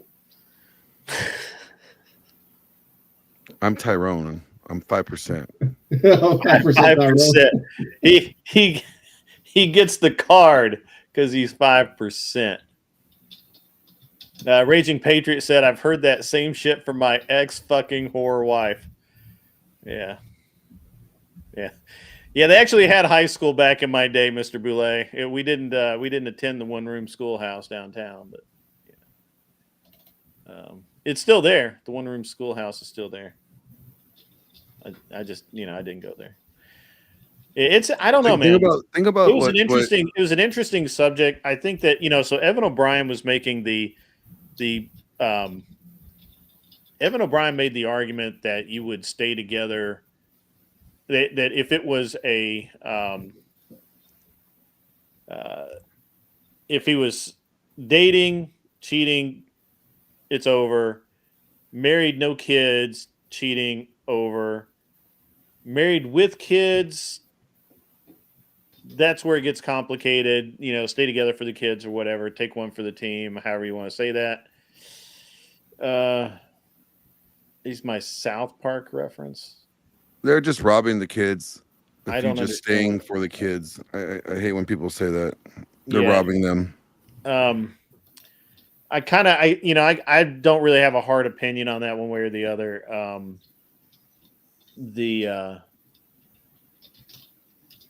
I understand Evan O'Brien's argument on it. I actually agreed with his argument on it. His argument was good. James's argument was bad, and so that was his argument was what is the argument for it? For what was Evan's argument? Oh, just that you've that a whole family is better for the kids than a split household. And my rebuttal would be like, so is it better for the kids to see two individuals who obviously do not love each other anymore because someone's we can't. I don't know. I mean, you got to figure like, okay, they're gonna be together, but you're gonna assume that like they're not gonna have the infidelity is not going to impact the way they interact with each other. That it's not going to show that like, oh, there may be some distance or there's some something that is to display that whatever I'm trying to say, but like basically you're not showing the kids what two true loving husband and wife models are supposed to look like. No, you're just showing two people living together. Well, that's one potential outcome, but there's just as much potential that you get over it and you just move on, just like you would in high school if your girlfriend had a one night stand and you just like sucked it up and moved on. Yeah, I can't speak for everybody.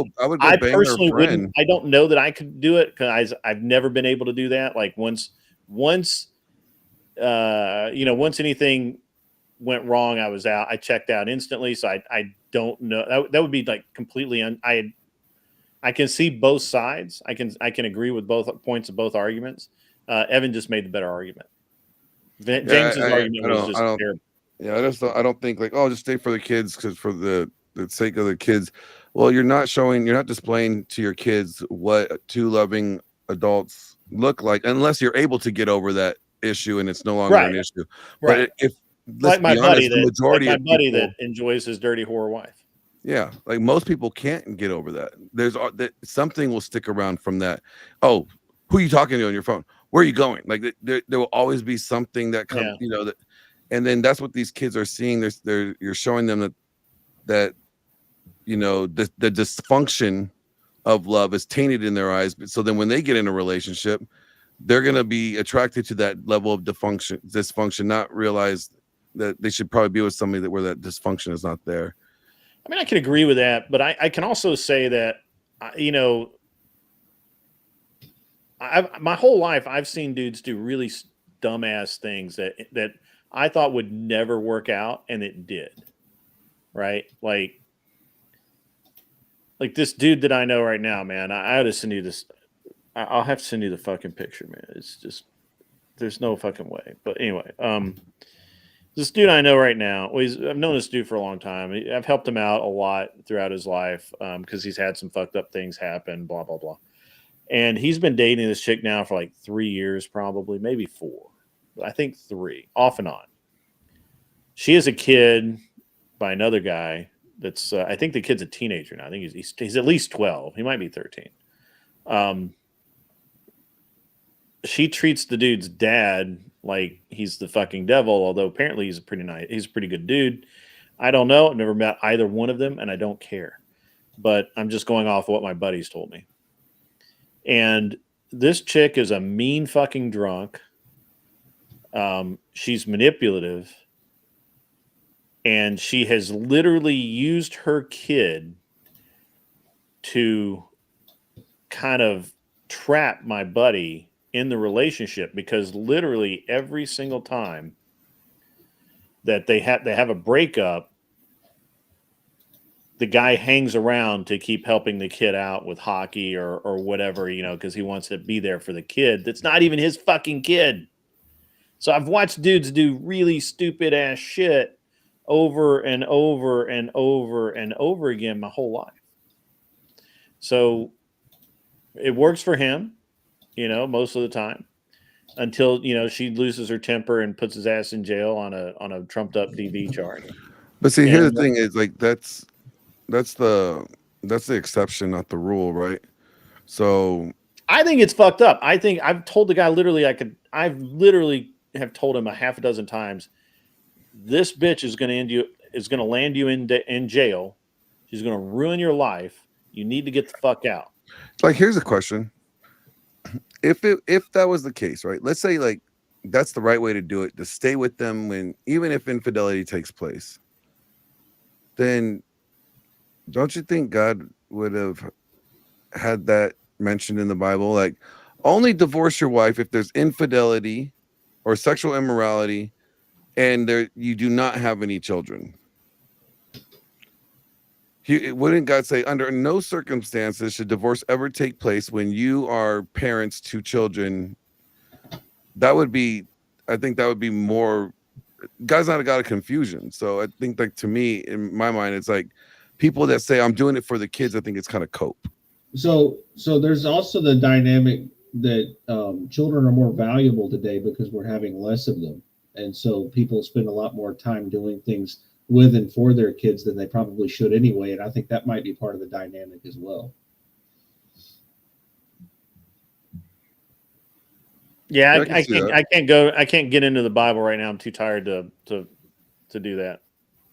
I'm just pointing it back out to, like, the passages that we were talking about earlier. Yeah. But yeah, I only had that one. like, I only had that one teed up because it was part of the argument last night. Yeah, and I'm saying, like, if that was the case, like, if that was what's referenced, don't you think God would put in there, oh, but if you have children, no, you need to stay and work things out? Like, that would, I think he would be clear enough on that. I don't think God is a God of confusion. Arthur Daya, while I agree that it's somewhat admirable that my buddy is trying to be a father figure, the kid has a real father who needs to act like his father, even if he's no longer with the mother, and not be a tool used to trap a dude into a relationship. That the kid doesn't deserve any of this. And while I think it's somewhat admirable for my buddy to want to be a father, he should go be a father. He should go find a nice girl, knock her up, live life to the fullest. That's what he should do. Go have your own kids. Don't rent. Don't sublease somebody else's. I mean, I agree. I definitely agree there. Because what you're doing is you're enabling the man not to be accountable or responsible for his offspring. You're enabling the woman to not be responsible, because now you're the father figure. She doesn't have to work with the dude that she fucked over to begin with, and you're enabling the dude. You can look at it as enabling the dude to not be a father, or you're preventing him from being able to act as a father, because now the mother's like, hey, you can't. Yeah, now you're the barrier. Yeah, you become the barrier. Either way, it's a fucked up deal. You're fucking up everything for everybody. You're fucking her over, you're fucking the guy over, and now you're really fucking the kid up too.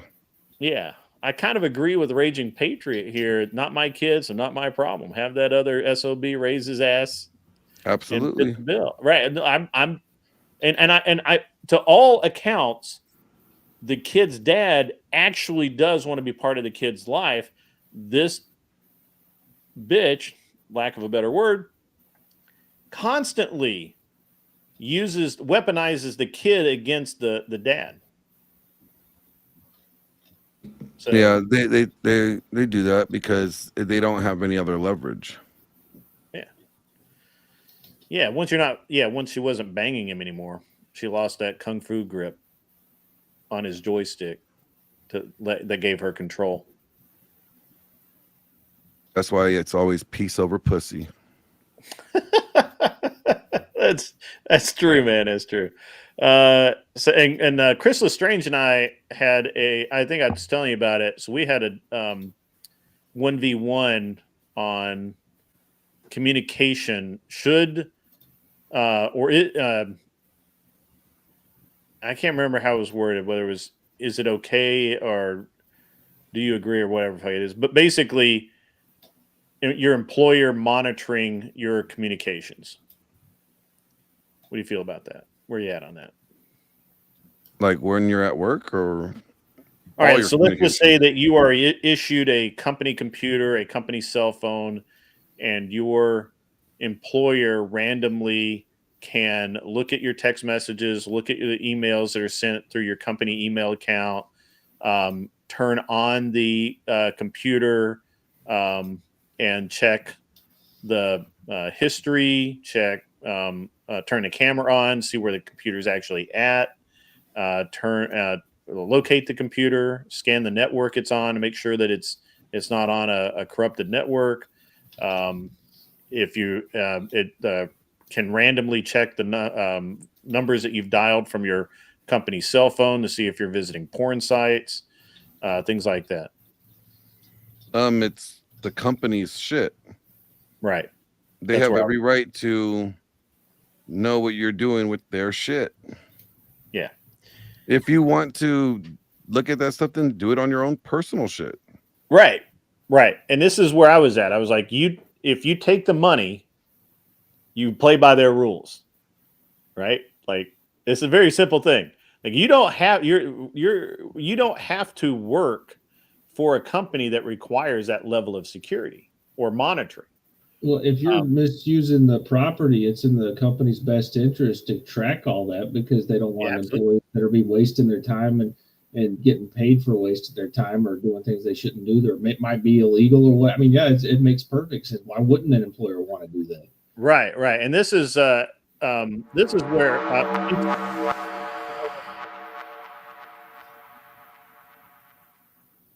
Mr. Boulay and the Department of Numismatics donated $20 super chat. Mr. Boulay and Tactical Soap is starting a new venture. Got a woman who only wants your money?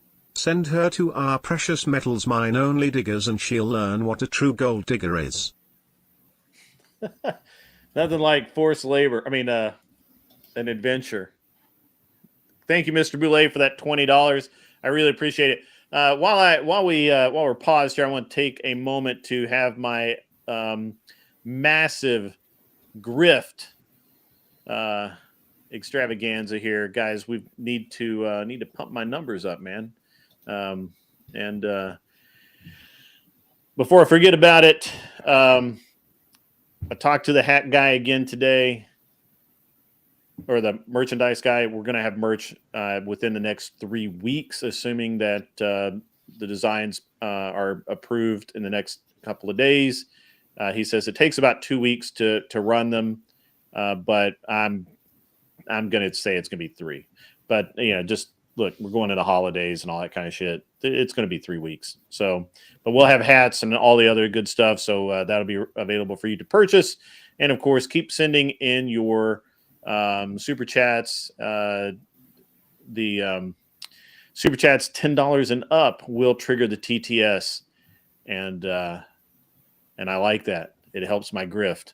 So even though my wife really hates it when I say grift, yeah, we're gonna keep saying it. So Anyway, all right. And what else? Where was I? Oh, back to the argument.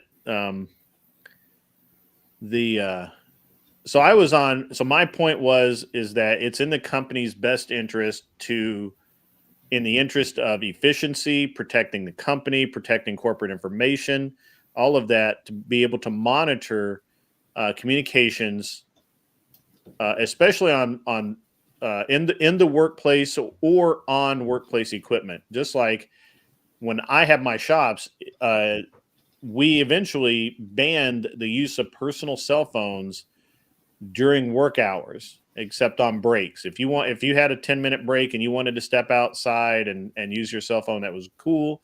But in the shop, your cell phone needed to be locked in a toolbox or in your desk drawer. It needed to be out of sight, out of mind, no texting, none of that. And I had a lot of hate directed at me for that policy, but the reality is that, you're on the clock. You need to be doing work for me. You don't need to be answering, calls from your future employer because of that. You put 10 applications in last week somewhere else. So that was my thing. And so Chris Lestrange's position was that if you hire good people, they will be productive, they will be efficient, and you don't need to monitor them. You don't need to watch over them. And he's probably true. And if I could have hired 100% good people in my shop, I wouldn't have needed to do half the things I did. So then you're removing accountability. Like, how would you know they were doing something inappropriate or wrong? Right. I think the accountability factor in there is almost like, oh, if you just hire good people.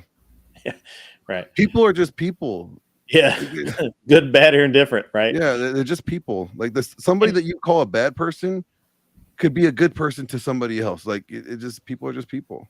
Yeah. So I got an interesting story, Grid, that's along the lines of what you're talking about. So, does this have to do with any woman with armpit hairs that are braidable? Are we going to get into braiding or any of that fun stuff? No, not tonight. Not tonight, man. The election's over. Kamala lost. I don't get to look forward to. Oh, we should talk about the Pennsylvania thing. Did you guys see that? What thing? We'll talk about that in a minute. The what? The Pennsylvania thing. Oh no, I thought you were talking about Oh, we'll talk about that in a minute. No, I'm sorry. I don't. No. Not sidetracking. Go ahead, Ans. So, the employee monitoring is one thing, but I worked in this small business, and there was an owner, and he had 6 employees, and the 6 employees, were all real, decent, hardworking people. But the employer, the guy in charge, he had all kinds of porn on his computer and did all kinds of degenerate nonsense all day and just wasted his time generally. And so it was kind of like the reverse problem, right? But there's no accountability for that except his own wallet, so it didn't really matter. Sure. And so that's kind of like that's different, like, so if Chris Lestrange is coming at it from, he's attaching his ethical system to what he thinks his employees would be. Yeah. And not thinking that, there's all kinds of different people, it's well, and to be honest, it protects employees too, right? Because if I know for a fact that you did not send this hateful email to a client, when a client emails me back and says, "Hey, did you know that Anson called me 4 different kinds of motherfucker on this email?" I can be like, "No, he didn't do that," because I have all of his emails. Be like, "No, he didn't do that. He only knows how to use it for 2 times." Yeah, right. Yeah, his vocabulary isn't that big. He's from Alabama, for crying out loud. Yes, that's right. Yeah, I ain't no scholar or nothing. No. And so in some ways, it actually helps the employees, but one of the examples given by the guy who proposed the question, when he came up on the panel after I had soundly trounced Mr. Lestrange. Mr. Lestrange, if you're in the audience, please step forward.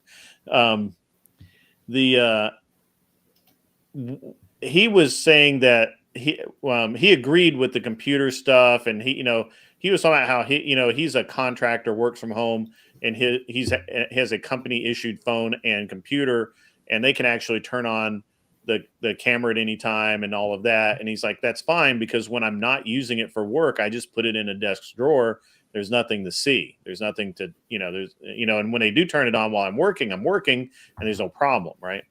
So, but apparently someone that he knows had been issued a company cell phone, and there weren't really any limitations on the use of that cell phone, right? You can make personal calls, whatever. The company just paid the bill. It's no big deal. Well, at some point during one of the employees was using it to call or access in some way porn sites. The company did a review and of the bills and all of that, and found that and fired the guy. And the guy's like, well, I don't really he's like, on the one hand, I don't really see them doing that. I mean, I guess it's wrong and it's not really, but it, at that point he was technically on his off time. And, where's the harm? Well, the harm is that you're on a company cell phone that can be audited. And now, the company, not you, the company is, going to be associated with accessing porn sites, and some companies may not work for them, right? They could lose contracts, they could lose clientele, whatever, based on your stupidity. And I, as an employer myself, there's no way, no. I mean, you can do whatever you want on your home computer, man. But the last thing I need is, for some audit to show up that I've got an employee accessing, OnlyFans 24 times a day. That's once an hour, Anson. Yeah, I got that, but I can divide. Yeah, yeah. I learned that in school. They taught me that. Second grade? Yeah. I thought you were about to say you learned that in divorce. Oh, that stings. That's mean. That is mean. That's I mean, that's where I learned it. Shit. That's I didn't know what. I'm not that smart with math, so I learned I didn't know my half was so small. I said half. This half thing doesn't seem right. It's not half. My wives had more money than me, so I got lucky, Glee. Oh, so you cashed in. Look at you. Yeah. Drizzle. That's it. Yeah, they drizzle all over me. Where's Cheeks been at? Where's that guy been hiding? I hadn't seen him in a while. He's handling business, putting in work. He's about to do some major moves. That's what I've heard.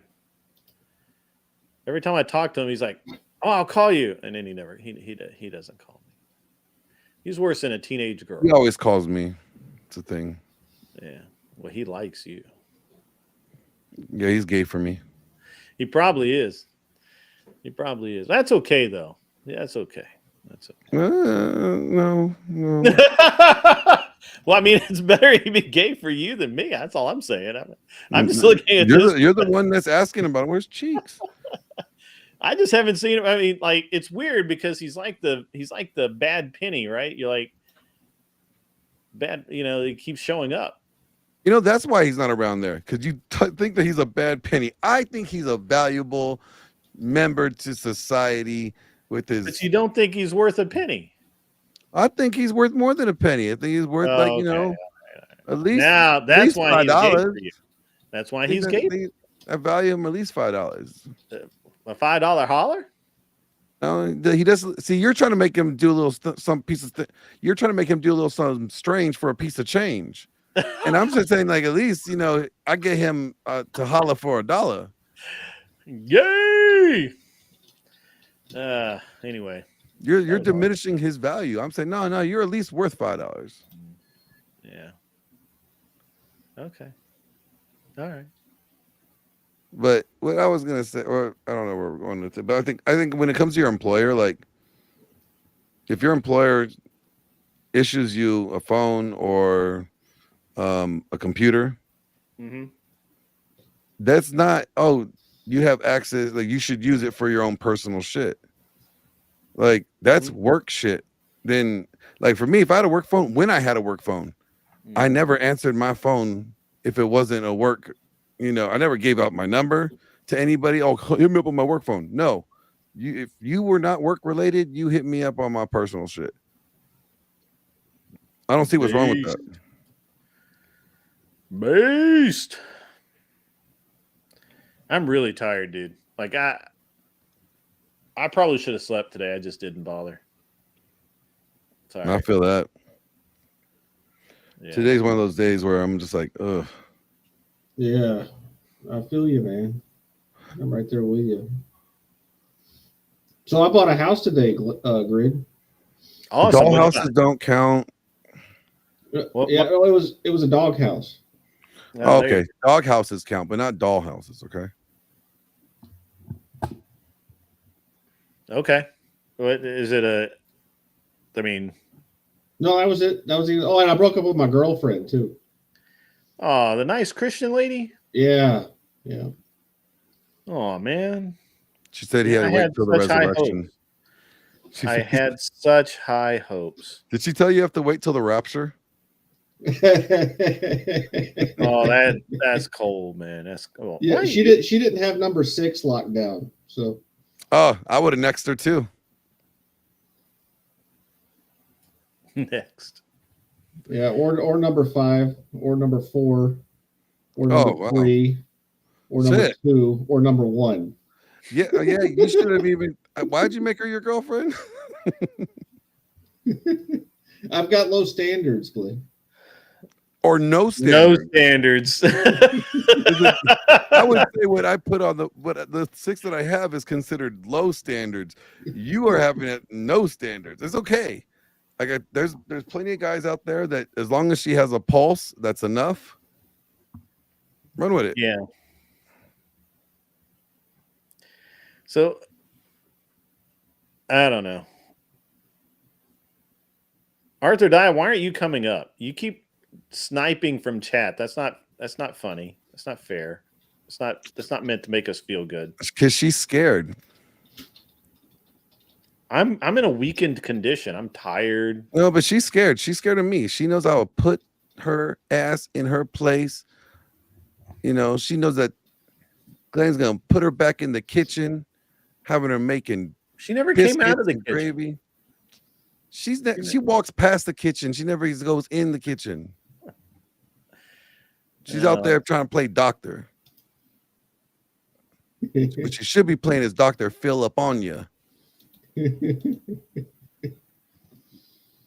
Holla for a dollar.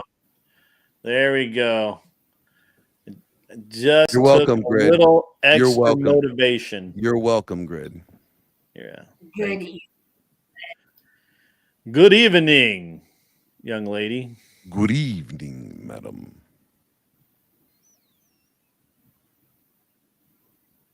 I expected Good a response. evening. Where's our sandwiches? You're supposed to bring a tray of sandwiches. Where's the sandwiches at? Oh my god, I'm getting a very weird echo on my end. We got a little echo going on there. Let me try rejoining. I don't know. Oh wait, I think I may have not. I didn't log out of YouTube. Sorry. Yeah. That's my fault. Whoops. That's okay. And this is the doctor, folks. The doctor is in. I'm here to cure all your problems. Well, Anson's problems is lack of sex. So how are you curing that? Well, I made him a sandwich. Hookers. I felt like that was a start. You gave him the resources he needs to have energy to have sex. That's a good way to start. Right. Still hungry, Anson? No, I'm good, man. I've been hanging out with my ex-wife, so that she's been making me stuff, so I'm all right, man. How does her new husband feel about Why it? do you go back to the poison well? What? She's already beat you once. Yeah, I know it was pretty awful too. I gotta respect the game though. You know, she played it to win. I actually think that's a great gold digging technique on Anson's part. Anson's been to the Nala School of Relationships. Yeah, I'm going back for another cash in. Hey, what's up, Mikey Balls? How are you, man? How are you? I like that guy, Mikey. He's all right. Yeah, he's a really good guy. You know, Yeah. He good can really people. leg it. You know what I'm saying? So Arthadiah, what makes women cheating and men cheating differently? Oh boy. Um, hmm. I would say Or let me rephrase that question. they're both equally sinful. We'll start with Yeah, that. we'll start that. But Um, whose cheating is more detrimental? Can men really cheat though? oh God. Oh, I you mean think they're when just you're exercising getting their options, right, Grid? They're just exercising their options. It's I not mean, cheating. look. To value the bird in hand, you need to taste the other bird's bush. First of all, they got bushes. We got problems. Uh, Yeah, you hadn't found that chocolate fur burger until you tried all the fur burgers, right?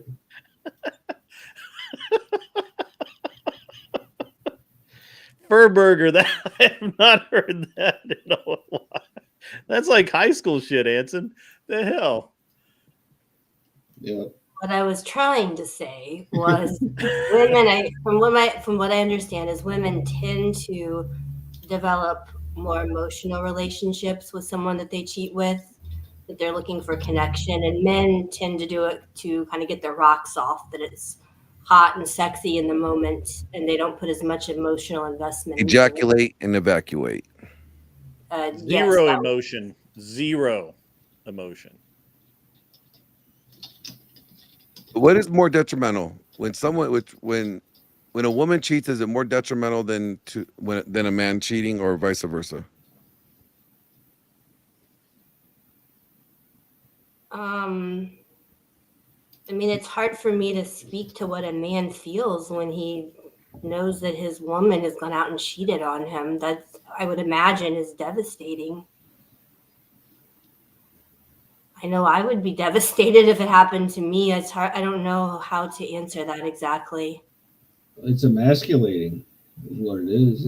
It's like taking all the stuff that you put into it and realizing that it wasn't worth a damn.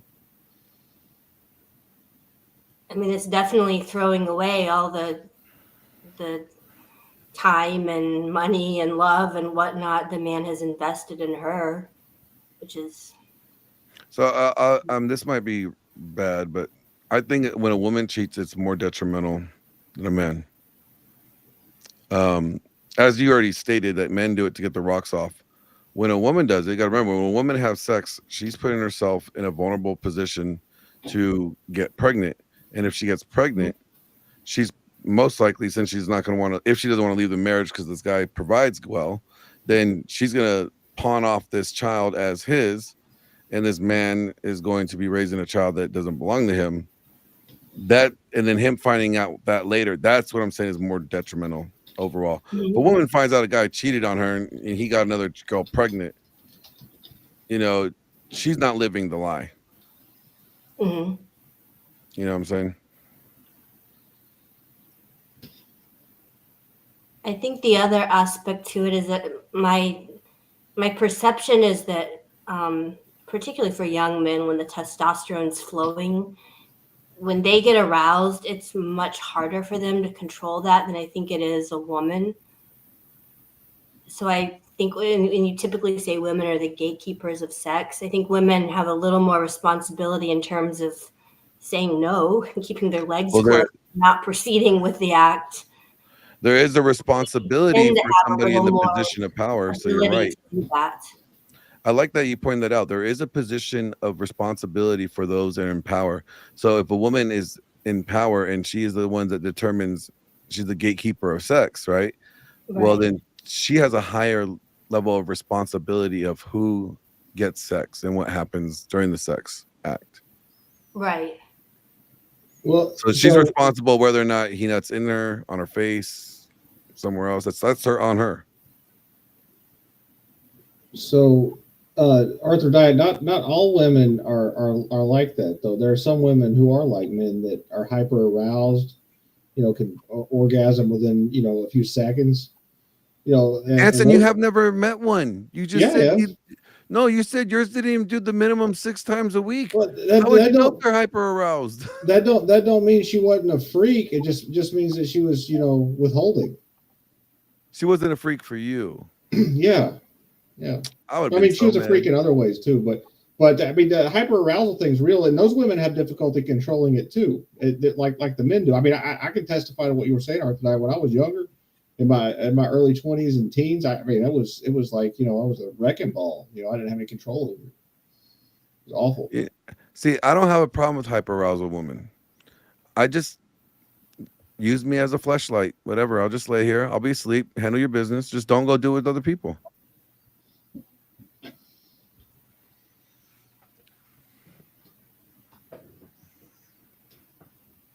And the silence filled the room. Nobody has a problem with that. Like Glenn said, fleshlight. That silenced everyone.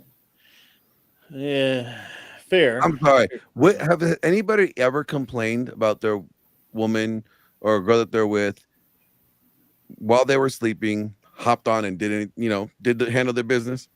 I have never complained about that whatsoever. I've never complained. I'm like, good. Yeah, no, I'm in that. I'm in that boat. So does that actually happen? Yes. Oh wow! Seriously? Dead ass serious. It happens more often than you. I mean, know. I'm shocked that Anson had to ask if that happens. That's. But hey, I gotta bounce. I gotta get ready for my stream later on tonight.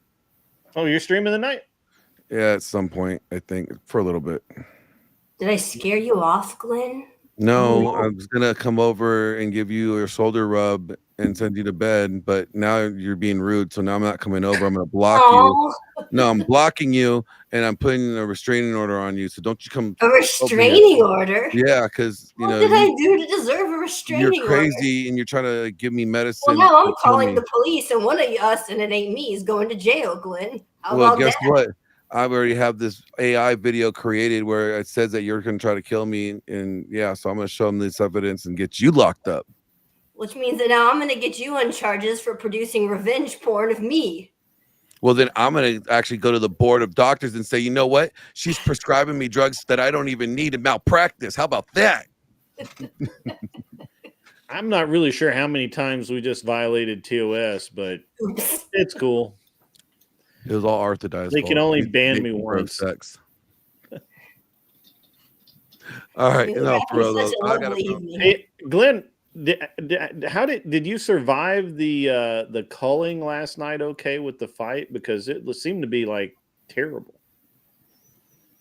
I was so mad about that fight. The fight, I'll tell you right now, the fight was fixed, and I already got proof of it. Yeah. Okay. Yeah. No, I kind of understand it, but I'm talking about you getting like. Oh no! So they gave me a warning, and then I had to take a little course, and I had to answer these questions. And that was it. And I was like, oh, that's nothing. Stupid. Whatever. Yeah, but you can't do it for like another 6 weeks or 10 weeks or something. Well, it's a warning, so the warning's on there. The warning drops off in a month or whatever, 2 months. But it's not a strike. Somebody fill me in on what happened. It was not a strike. Yes, it wasn't a strike. It was just a warning. Now, if it was a strike, it'll be on there. Then I'd be pissed.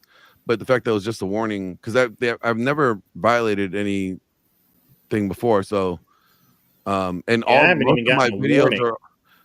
my videos are all green too. I don't have limited. I get limited during the daytime. I don't understand it because I could help you with that later. I'll talk to you afterwards. Yeah, I get and it's automatic too. Like it takes a minute I click, okay, and I do the exact same thing that for the evening that I do during the day, and it's green at night. Yeah, most of the time it's yellow during the day, which doesn't matter. It just limits the specific ads, not how many times the ads are shown or no, whatever. but it limits the payout for the ads too. So you're getting ads on there, but they're like cheapy ads. You're not getting like the high paying ads on your video that you would get paid out for. Yeah, I'm assuming that kind of follows, but I'm not sure. It's like the ones that have green get are at they have like the higher paying ad companies, so that means you get a higher percentage of from the ad revenue. But Yeah. I gotta bounce. Yeah. I'll talk to All y'all right. later. Arthur, All right. go make me some cookies. Bye. Yes, Cookies with your heart. She's a Girl Scout, you know what I'm saying? She doesn't know more than 6 dishes, Glenn. She can't The do problem, Glenn, buddy, I'm in the gym now. Like I went to the gym. you gotta get your you gotta make sure that the cookies will go with your meds, bro. I'm working out Make now. you some I'm protein actually. ice cream. Ooh. That sounds Tiki good, Tack, actually. we can talk racing. I was talking racing earlier. I gotta go. Cookies after that. Cookies. See, I said something, and he had to immediately leave. And then there were 3. Yeah, come on up, Tiki Tack. Let's talk racing, man. Racing's not a real sport. It is the only true sport, or it used to be. Not so much anymore because it's harder to die. But auto racing, mountain climbing, and bullfighting, the only true sports. Attributed to Hemingway, but he didn't say that. I thought it was curling, professional wrestling, and auto racing. Curling? Isn't that weird thing they do with brooms? Yeah, Yeah, that's why I don't understand it. it's Canadian. That's why they understand it. Yeah. Somebody get Tiki Tack. Oh, I'll send it to you, Tiki Tack. Hang on a second. How's it going, Arthur Diane? I'm good. Yeah. So I'm single again. You want to, It's so funny. I mean, Alabama's close to Florida, just to be honest. I mean, I'm sure we can work something out. It's only a just one state border between us. Yeah, I know, right? Yeah. I'll be down there about 2 a.m. Does that sound good? Sounds perfect. Okay, cool. You just gotta 2 give a.m. me your address. 2 a.m. sounds like a rendezvous. I will have the sandwiches hot and waiting. Hot and waiting. Okay, all right. I mean, he needs something afterwards. The innuendo is getting thick here. Hey, y'all. Tiki Tack, what's up, buddy? How are you doing, man? Doing pretty good. I got talking Debated to any evil leftists lately? yes, actually. You know the First Amender guy? Really? Yeah, I went on and debated him. Did he sing you a song or compose a poem for you? He got very triggered and started like yelling and talking over me and stuff. So I guess that was a win. Yeah, that's normal for him, I guess. Did you see how he dealt with Andrew though? That dude must have been like must have been on ketamine or something, because that dude literally was like, "Yeah, unfortunately." Yeah, he did kind of daze out here and there. He does have a habit of doing that. What's that? Oh, he does kind of daze out. He does have a habit of doing that. Yeah. No, that dude's on something. I don't know what it is, but I'm sorry. My microphone, is that better? that is way better. Okay, yeah. My knob was turned down. Play the what music? K2. Play which music? I can play music. Like bow, chicka, bow, wow. That music, K2?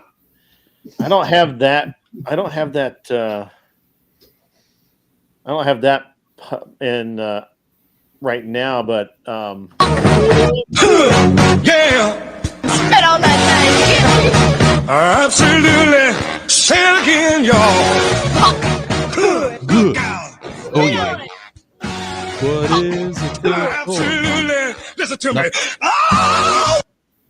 Make it rain on Anson.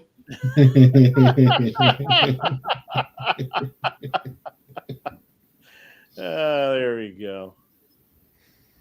That is I'll quite afford the icon or whatever you call that. Yeah, it's pretty good. So, You should put that on what your was merch, what was Chris. the subject of the debate there, Tiki Tack? Yeah, it was going back to the are trans women. And I kind of went and granted him his angle that, like, okay, so we do have these separate categories of sex and gender identity. So I told him to kind of like, describe what gender identity is. He The thing is, already going into this, I understood that he's putting a biological factor into it, which is kind of like, this is out of the left field. This is usually not the narrative that transgenders go with. They go with that it's a social construction and it can essentially mean anything.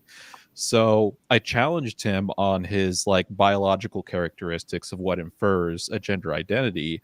And no matter what, even after going through all of his studies, be like, oh, we can describe like a more feminine or masculine brain because of blah, blah, blah, blah.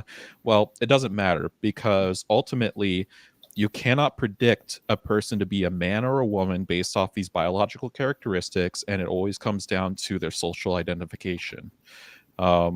And he just wouldn't concede on that. It's like and he essentially just did an appeal to authority fallacy of being like, oh, well, the scientists say. It's like, well, even your own scientists don't identify the person as a man or a woman based off these brainwave patterns or these hormonal balances.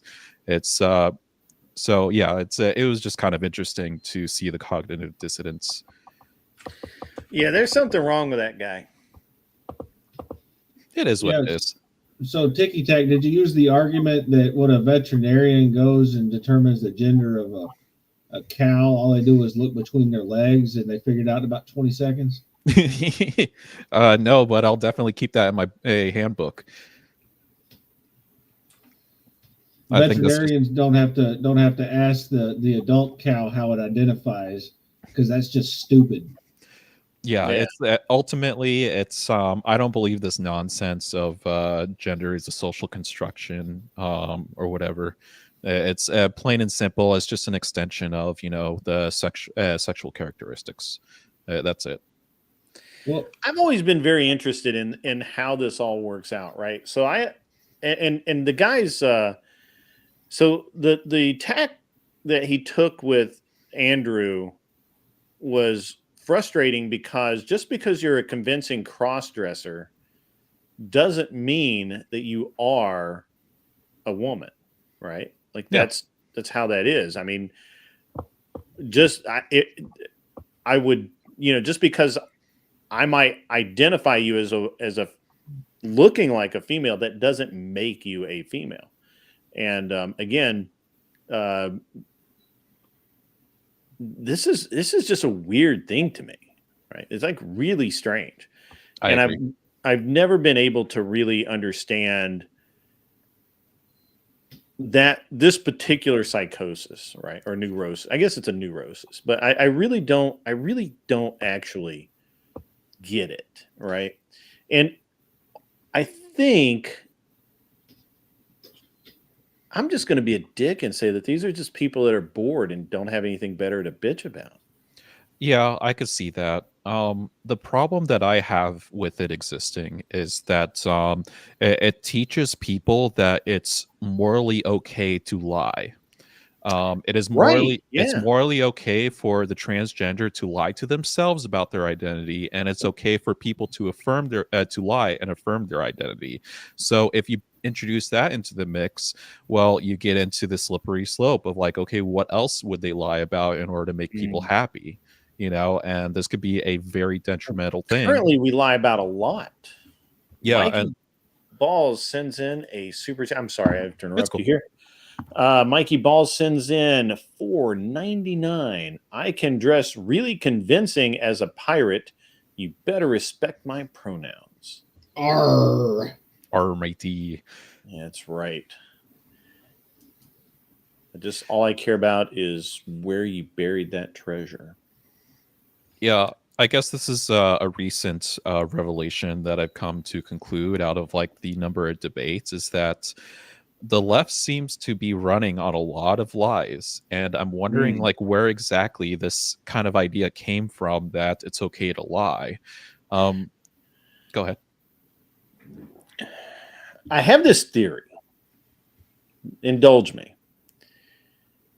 My theory is, can somebody get Savage read the link, please? I believe he's in our Discord. If not, he is on Discord. Somebody can help him out, or just post it in the chat and then drop it off. Somebody could do that. That'd be great. So I have this theory that the left is appealing to science on a. Never mind. I got him link right here. There we go. So the left appeals to this ridiculousness by using data, and what they do is they attempt to get or they don't attempt, they actually do it. They basically say, as well, here's this study that I have, and this study that I have proves that I'm right and you're wrong. And which is an appeal to authority. And it's just like the other night when I can't think of that Islamic guy's name that was talking about that you were debating on tariffs, right? Mm-hmm. He, I'm assuming he's Islamic. He could be something else, but whatever. He constantly reverted back to, well, this study says, economists say. Well, I reject all of that because I can't trust anything you. First of all, I can't trust anything you tell me that is factual, and even if you give it to me, I don't have time to vet it, and I'm probably going to find a lot of things wrong with the source anyway. So just argue your position and not try to appeal to an authority that I'm not going to recognize. And you wouldn't recognize you are not recognizing any of the authority that I put out. So you can't have it your way. But the left always does this. This is their only refuge, is they say, well, this study says. And I love it because, it's like the study, they always say, well, all of these kids have ADHD and DP, whatever, BPD, whatever. And yet the guy who defined ADHD has since come out and said he was wrong. Yeah. That what he found is probably just a natural stage of development. He has said that the guy who literally studied it, that they appeal to all the time, they go back to his original work and say, well, see, ADHD is defined right here. Yes, but fast forward 10 years and he says, no, I was wrong. Yeah, I have 2 points to bring up on this. Sure. So first, what I see people doing is that they bring up the studies, they reference the data, but they make up their own conclusion about the data. And that's Correct. the barrier right there, is that like the First Amender guy, he looks at these studies of like, oh, we do brain scans on transgenders and we see that trans women tend to have activating areas that are the same as regular women. And the thing is like, okay, that's data, but the conclusion he's coming up with that somehow presupposes this idea that it refers to their gender identity is bupkis. It's that's his conclusion that he's making off of the data. So go ahead. Yeah, I just wanted to, I guess, give you my perspective on the style of argument that the secularists use when they're referencing the scientific community as their greater authority. So secularists are usually the ones making these arguments, and they're making an argument very similar to the way Christians do when they reference the Bible as their source.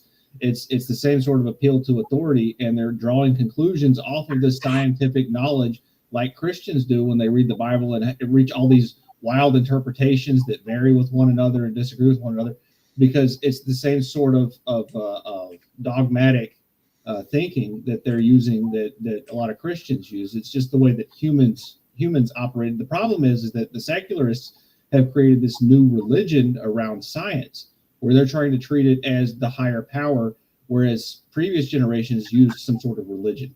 Yeah, it's accurate. Yeah, it's accurate. The other thing that's important to remember as a true scientist is that we never definitively prove something to be a fact, right or wrong. We come up with a hypothesis, and then we try to prove that it is supported by all the available data or not. And there's been many times in science where we absolutely thought something was correct, only to find out that no, that's not the entire story. If you even take something as simple as the theory of gravity, well, that objects are attracted to each other, and we all take gravity as yes, it exists. Well, then why don't we all just collapse into one big black hole, right? Obviously, there's other forces that somehow keep us apart, and so with science, you can never really appeal to. You can only say what we know to the best of our ability at this moment in time. And there may be other data out there that contradicts what is believed to be quote unquote scientific fact. Savage has his hand up there. Yeah, so I'm gonna have to disagree with this the whole statement of secularists do the same thing as Christians do. I'm just having to disagree with that point in general.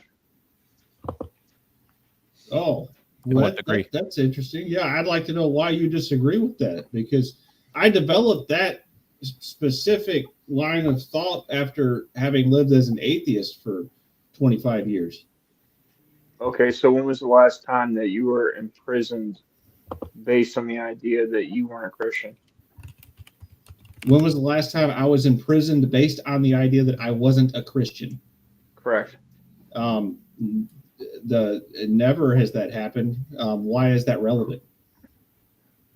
Because when someone when someone has a belief and they base their beliefs off of a authority, there's nothing wrong with them basing their beliefs off of an authority.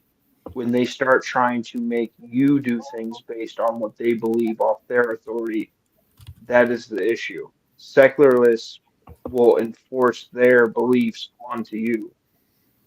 Well, You don't have that. That's not what Christians in America are doing. no, that's because Christians in America aren't real Christians.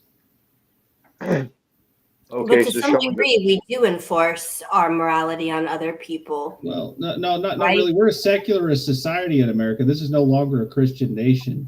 It hasn't been for a long time. There's still maybe a lot of people calling themselves Christian, but in terms of the way that we operate and function as a society, we're not a theocratic nation. Now, there are some theocratic nations in the world that do behave in the way that you're referencing. Yeah, but this is the problem. You're conflating things. So when the secularists believe something, they're forcing policy to have your kids change genders in school. Yeah, that's because Christians, we're in a secularist Christian, religious society. yeah. So you could they're both making a plea to authority, but they're not. It's not the same. It's not the same plea.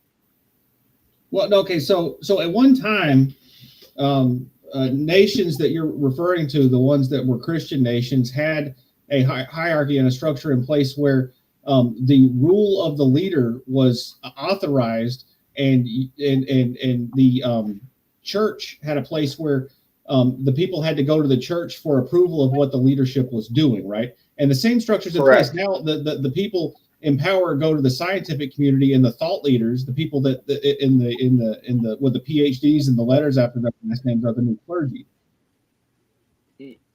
I understand what you're saying, but again, like if you're going to make that argument, then you're making an argument that black people are oppressed because of slavery happened ended in 1686. No, You're making an argument. You're making an argument that black people are still oppressed because of the Civil War. Like, Can you describe the logic behind that? How you came to that conclusion? because Christians are not enforcing their beliefs on other people based on their authority. Like you can believe that sugar is bad, and you can make an authority to a study. If you just believe that thing, you're not your beliefs have nothing to do with other people. That's just what you believe and how you live your life. But To conclude that someone is making an argument based on their beliefs, but they are not doing anything outside of that, is not the same as what the secular community is doing in 2024. It's not the same thing. But the secular community is definitely appealing to an authority that they don't understand. Whenever they I go agree to with like a study, they're appealing to a scientist they just don't even know, and they're just kind of I pulling shit out of their I ass. I agree with you. I understand that. But when you turn around and you try to make a Christian as equal to that, they are not doing the same things. That's the problem with the logic. I would say to a degree in Protestantism, there is that No, s- because they're no, no, appealing no. to an interpretation of the Bible. Yeah, they use sola Okay, scriptura. okay. Regardless of what you're saying, tell me where they're enforcing their beliefs as a rule of authority onto other people. Oh, well, they're definitely not. Well, yeah, I but can they agree use it with in that. an argument. So it's not the same thing. And if you're going to No, go back to it is. 1619, But It no, it's is. not. It is so because No, my we're no, reference, it is not. the way I was using um in the context that I was using that in is that people use it in their arguments, yeah, which we're was the talking about context the that I was using. metaphysical. We're talking about metaphysical debates. Yes, but yeah, but if you ask me why I don't celebrate Christmas and I tell you it's based on the Bible, that has nothing to do with what secularists are doing. Like that's not the same thing. If you ask me why I don't eat sugar and I tell you that my dad's a diabetic, that has nothing to do with the outside world. That has nothing to do with your life. It has to do when you're asking me based on what my beliefs are and what my standards are. Those are based on me. It's not based on everything else. The yeah. secularists are not doing the same thing. They're using their beliefs and their source, their sign and authority, and then they're enforcing that belief and authority on other people. They're not. It's not the same thing. I agree with your perspective on this. I just think that the conversation was looking a little bit outside of pretty much the moral oughts of what we should be doing. This was more just a meta conversation of describing what is currently involved. Like the transgender argument, I was just kind of like pointing out a flaw in the logic of the person's argument. That's all. Again, but everyone has some sort of flaw in their belief because we're all human. Of course. The problem that I have with you is the fact that making an argument of authority is not an issue. If you don't believe in the authority, that's where the issue comes from. So when you try to take people that are doing stuff to other people as the same thing as people that just believe something, those are two different things. Yeah, but the thing is that I wasn't making any claims. I was testing his own claims and his own biases, and I actually described logic that actually contradicted his actual understanding of the authority, and he was presupposing a conclusion that did not exist in the studies. So it's yeah, I wasn't like imposing an appeal to authority on anything. I was literally just describing I how did his conclusion was illogical. again, I didn't say that you were making it. I didn't say that you were doing that. Again, if someone believes in an authority and their interpretation is wrong, it doesn't discredit the authority. Yeah, I understand that, but an appeal to authority is to say that, oh, the scientists say this, and so I follow the scientists. Where in an argument sense, if you're debating, you have to describe the logical entailments that the authority came up with in order to explain your argument. If you don't do that, then it's an appeal to authority. Yes, okay. So in that, but the problem with that is there has to be some sort of grace when it comes down to logic. Because if you're going to do that, I'm sure that the majority of people on this panel believe in gravity, but you cannot in any way demonstrate gravity to me outside of the theory of gravity. So we all have to have some sort of reasonable logic when it comes down to accepting a theory that we cannot necessarily prove, explain, or prove wrong. Yeah, I understand that, and there may be multiple theories out there that we would appeal to authority. However, when we come to a debate format to figure out what is right or wrong, we try to demonstrate the logic behind the theory, and if the logic is not sound, then the theory gets thrown away. Okay, so do you believe in gravity? I believe there is a thing called gravity. I don't know what it is, though. So It's a when force. we It's a force that exists. Can you demonstrate that it's a force that exists? When I take an object and drop it, it falls down. Can you prove to me that that is gravity? No. Exactly. So we're both working off an assumption based on an authority on something that we can't prove. So Well, but it's just a word to describe the thing of the unknown. You know, we could insert literally any word in that replacement, but in order to communicate with each other on the effect that's there, we'd call it gravity. Yes, but again, you're not proving the logic to that thing. You're describing something that you cannot prove to be true. That's fine. I that's a unique case to gravity, but we're talking about the transgender studies, which is something that I was able to demonstrate the logic as invalid upon his presuppositions of his conclusion. Again, give me one sec, guys. First of all, I need to read this in a second. Savage, the specific guy that Tiki Tak was debating is a literal fruitcake. Like, the guy's on something. I don't know. Give me 1 second, though. If the guy that discovered ADHD says he was wrong, can I ask the doctor, Arthrodia, if ADHD isn't real, then why does my doctor want to keep prescribing me Adderall? So I'll preface this by saying I'm an anesthesiologist and not an expert in ADHD. However, ADHD is a phenomenon that's been described for the last 200 plus years. And when you look at since the 1980s, they've really expanded and refined the definitions. The concern has been that they're diagnosing up to 10% of kids, particularly little boys, with ADHD, and they often outgrow it as they enter adulthood. So adult ADHD does exist. And if you were to go talk with your doctor and discuss possibly coming off Adderall and see how you do, that's certainly a possibility that you may not need it. There are a very few people who are adults and do have ADHD, and they do function significantly better with Adderall. Everyone functions significantly better on Adderall, though. That's not true. I mean, literally, the military's done studies on giving troops Adderall to help them with their focus and energy over time. Yeah, it works better when it goes up your nose. Leave it to Anson.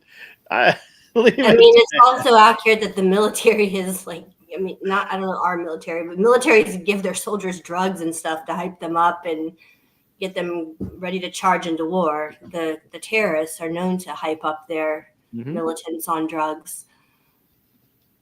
I'm just talking about in mind that you have to focus for extreme lengths of time. You have to keep in mind that long-term use of any medication has side effects that absolutely that you have to be aware of. Look at Destiny. But again, my whole problem with this whole correlation was the fact that we tried to use Christianity and their beliefs as a way to bolster our argument. And the problem with it is Ritalin is completely, or Adderall is completely good under a certain circumstance. If you want people to march for 3 days, giving them these drugs is definitely beneficial. You can't say it's not. Well, it makes soldiers erratic and addicted, and it is bad because when they come off of it, they're useless. It'd be better to be, a fully functional, normal human if you're going to be in a situation that's stressful. If you're going to, have a chance of actually surviving. Yes, but again, I'll be right back in a minute. When you're going to send people to war, you're assuming there to be deaths. So under the circumstance, the drug is relevant. It's beneficial for the point in which you're trying to do. Everything has a negative and everything has a positive. So in general, kids should not just be on Adderall. That's not good. But you also can make the argument that there are benefits to anything under certain circumstances in certain windows. Sure. Right. I mean, basically everything that can hurt us was found because we had good intentions to find it. Right. I don't know where I can go from there. I know that and just since Tiki Tack stepped away, the argument I don't know how much you heard, Savage. The argument that that this guy First Amender constantly uses is he likes to appeal to authority by saying that X study shows for example that in transgender men or men who think they're women that they believe it so strongly or they change their body chemistry or whatever it is that they activate his words not mine the same areas of the brain that show activity in women so these men that are predisposed to act like women who are transitioning to be women if that's possible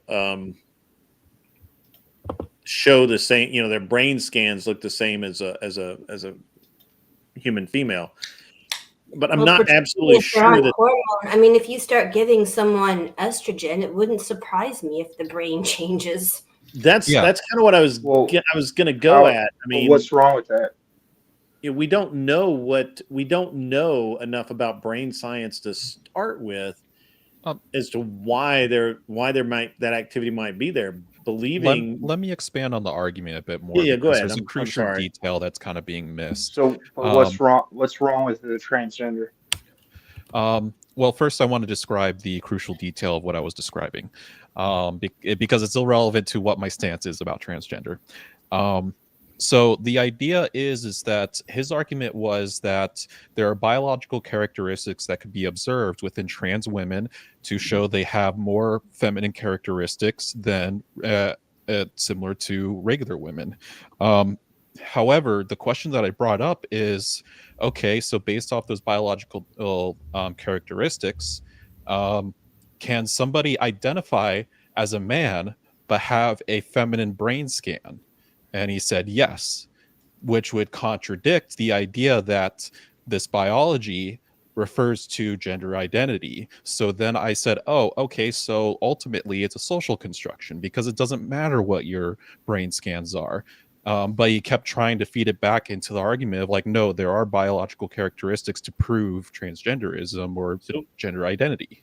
And that was the crucial thing. It has nothing to do with it has nothing to do with anyone's stance on transgenderism. It's this guy's stance is transgender women are women.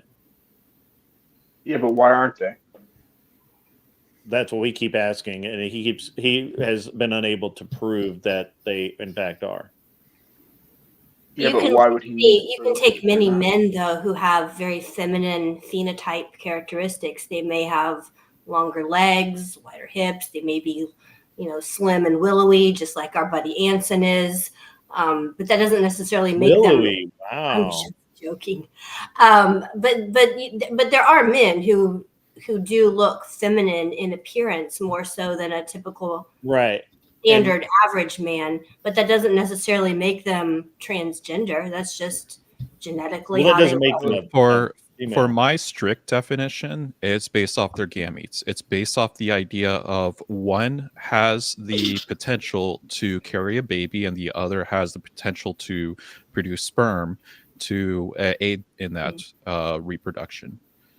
What always kind of boggles my mind in these discussions, though, is they love to go down the path of intersex patients. Oh yeah, and I have good arguments for this, and I want to hear what Savage Red says. There's genetic abnormalities where maybe they have XY chromosomes, but development went awry or something. But most transgendered people are not intersex. They're just fully developed men or women who feel they are in the wrong body and want to physically alter their body to be something different. Well, this is the argument. So what's the Go ahead. So what's the issue if they feel they're transgender? Well, ultimately, people could just do whatever the fuck they want to do if they're an adult. But from a moral stance, I believe that they're lying to themselves and they're trying to force an agenda for people to lie to them. But why do you believe that? What part? Why do you believe that they're lying to themselves? because whenever a man transitions to looking like a woman, they're still a man. Based on what? Based off the definitions I just gave you on the reproductive factors of their gametes. Okay, and where did you get those definitions from? It's the standard. Oh, so you're appealing to an authority. So can you tell me outside of an authority how they're still a man? Well, here's the thing: is that they're trying to implement a solution of, oh, it's gender identity, it's abstract, it's fluid, to where essentially woman and man becomes a meaningless definition. So I would ask, why do we have the definitions of man and woman in the first place if it's all just meaningless and fluid? Oh, well, because obviously they're progressive, so we're moving past what we had. So can you explain to me logically without an appeal to authority how you are correct?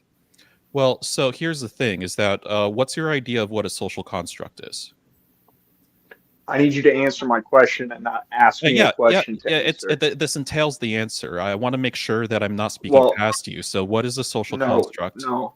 Do you understand what a social construct is? May I ask that? May I ask that? Do you know what a social construct is? When you answer my question, then I will answer yours. Okay, gender is a social construct. That doesn't answer my question. Well, you just don't understand it. So, do you No, understand sir. What is I understand it. Do you I understand what a social construct? Okay, you know. I understand what it is. Thank you for answering. Can you please explain to me what is wrong? Yes, I will. Yes, I will. Yes, I will. Because we can't actually hear. I need you to explain what is wrong with us progressing past the definitions that we had to a point of them believing that they're women or being women, and I need you to make the same argument without using the appeal to authority. What is wrong with it? He just did. Just so I can ask your question, you're asking what is wrong with us as a society considering a trans woman to be a true woman? Is that what you're asking? Outside of appeal authority, yeah. Oh, would you say that any sort of word of language is an appeal to authority when we talk about its definition? And again, I need you to answer my question without asking me a question. And I need you to do it without appealing to authority. I don't know. So that's my answer. I don't know. So would you describe that a definition off of a word, if we were to describe that word in its definition, that's just a appeal to authority? I mean, words have to mean things, right? I mean, if you are going to call me a woman, but I am clearly in some regard different than a man. I'm not the one that had and hormones. I'm not the one that had a problem with appeal to authority. Mm-hmm. The argument was brought up but about can you answer my question? Can you answer my question? Appeal to authority. Can you answer my question? I did answer your question. No, you didn't. So can you please reiterate? If you were to take a definition of a word and were to describe it, is that an appeal to authority? Yes. Okay, then literally everything's an appeal to authority in your world. So Savage Red, no, how would literally you everything. if every single word is based off a definition of appeal to authority, even language, everything you describe is an appeal to authority. No, everything. See, this is the problem that you have. You made the claim of appeal to authority, so I'm working in your worldview. We're not working in my worldview. So if we were working in my worldview, we'd be based on what I believe. What is an appeal and we're not to authority operating fallacy? there. So no, sir, you made the appeal. You're talking about appeal to authority with Christians. Okay, I'll so describe, you I'll need describe to the logic. clarify your definition, sir. Yeah, I'll describe the logic. So the person came in with a study saying like, oh, the scientists all agree and this is the way it is. That's an appeal to authority. If you were to demonstrate the logic behind what the conclusion comes up with, it would not be an appeal to authority fallacy because he demonstrates the logic. Can you explain to me why transgenderism is bad for the most of society without an appeal to authority? That's not any of my claims. Sir, you are making the claim that appeal to authority is bad. And I am asking you. Yeah, I agree. I agree. Why transgenderism is bad without appeal to authority. That's not my claim. Savage so Red, then transgenderism is good? Do you personally date other women or date women? My personal feelings have nothing to do with my position. I But am would you testing feel once would Well, a you my year. feel personal feelings upset No, doesn't have to do if with you my dated position a either. woman and found out that she was actually a trans woman, but to her she was exactly identical to a biological woman? Would you feel in some type of way about that? no, I would love every bit of it. So please explain to me the problem with transgenders without appeal to authority. That's not my claim. We're not talking about my position here. Well, you're the one that does, you're talking against transgenders and you don't want to appeal to authority. So please give When me, did I say I was talking We against were actually transgenders? discussing a debate he had with a transgender. What claims did I make about like transgenders? Not Grid. champion. I understand what he What was if you talking talk about. about The people problem with is, fetishes for Grid, amputations? Yeah, Are we all okay. Grid, society supposed to guys, just one at a want them to time, amputate their please. legs, even at underage? I'd be fine with having a one-on-one with Savage and I. So Grid. let's go I with it. understand. I understand from what I heard what the Mhm. what he said. The problem is that to bolster his argument, he decided to throw Christianity into the mix and Oh, talk I didn't about hear that part. a comparison of appeal to authority, I and never that is mentioned my anything issue. about Christianity. Yeah, Okay, You're the one who whatever brought up guy it was, Christianity.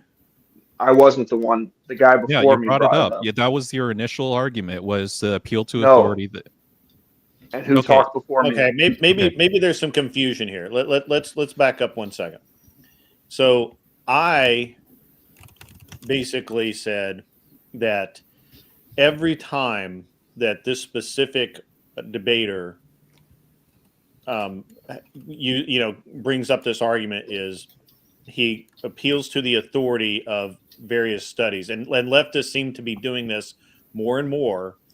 Is they will pick their favorite study, be it on tariffs, transgenderism, whatever it is, they appeal to that by citing some study. And I always reject their study out of hand, because I have no way of vetting it, and I don't care, and I'm not going to read it live. And even if I did understand and believe, and maybe even I believe the study, it's an appeal to authority in bad faith, in my opinion, because we're talking about your position, not what some doctor theorizes somewhere or whatever. So that was my position on it. I don't remember anyone saying anything about from a Christian worldview. My worldview on transgenderism is that just because you're a convincing cross-dresser doesn't mean I have to you are not a woman, and I do not need to treat you as a woman. That's my position. And nobody's been able to convince me otherwise with any compelling argument that you are in fact a woman because you believe that you are a woman. So that would be my position. And I believe that Tiki Tack's position's fairly close. I don't want to state it for him, but I don't remember anyone saying anything about Christianity or anything like that. If they did, I missed it. So Tiki Tack, can I suggest that if you two have this conversation later, that y'all start with defining what a woman and man are, and then figure out how the naming classifications work in terms of what words actually point to, because I don't think that y'all can have this conversation until y'all get to an agreement on those points. Well, Isn't to that the entire Savage, it just problem, comes though, down that the to. left can't define what a woman is? Well, the thing is, according to Savage's worldview, is taking definitions is appeal to authority. So. I think that's just because he doesn't understand what an appeal to authority is. Oh, No, I do understand what appeal to authority is, and the problem that I'm having is the fact that someone decided to bolster their argument with appeal to authority when a Christian believes in the Bible. That is my problem, because anything that you believe that you cannot prove yourself is appeal to an authority, because you're believing off of something that is told to you based on what someone else said they proved or they did prove. So the fact of the matter is my issue has nothing to do with transgenderism. It has to do with the logic of what was stated under the idea of what Christians believe.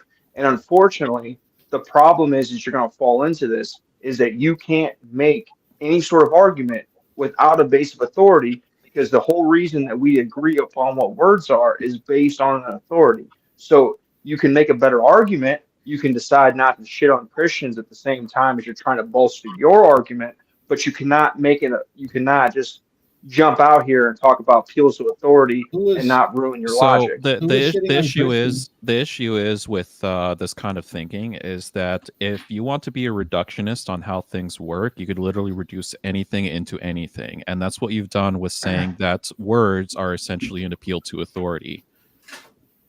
Are they not? If you you want make to, up words? if you want to reduce everything down, then yeah, you can describe everything as an appeal to Did you authority. make- But did the you- thing did is you make that up we don't. words? Did you create them? Didn't I already concede to you?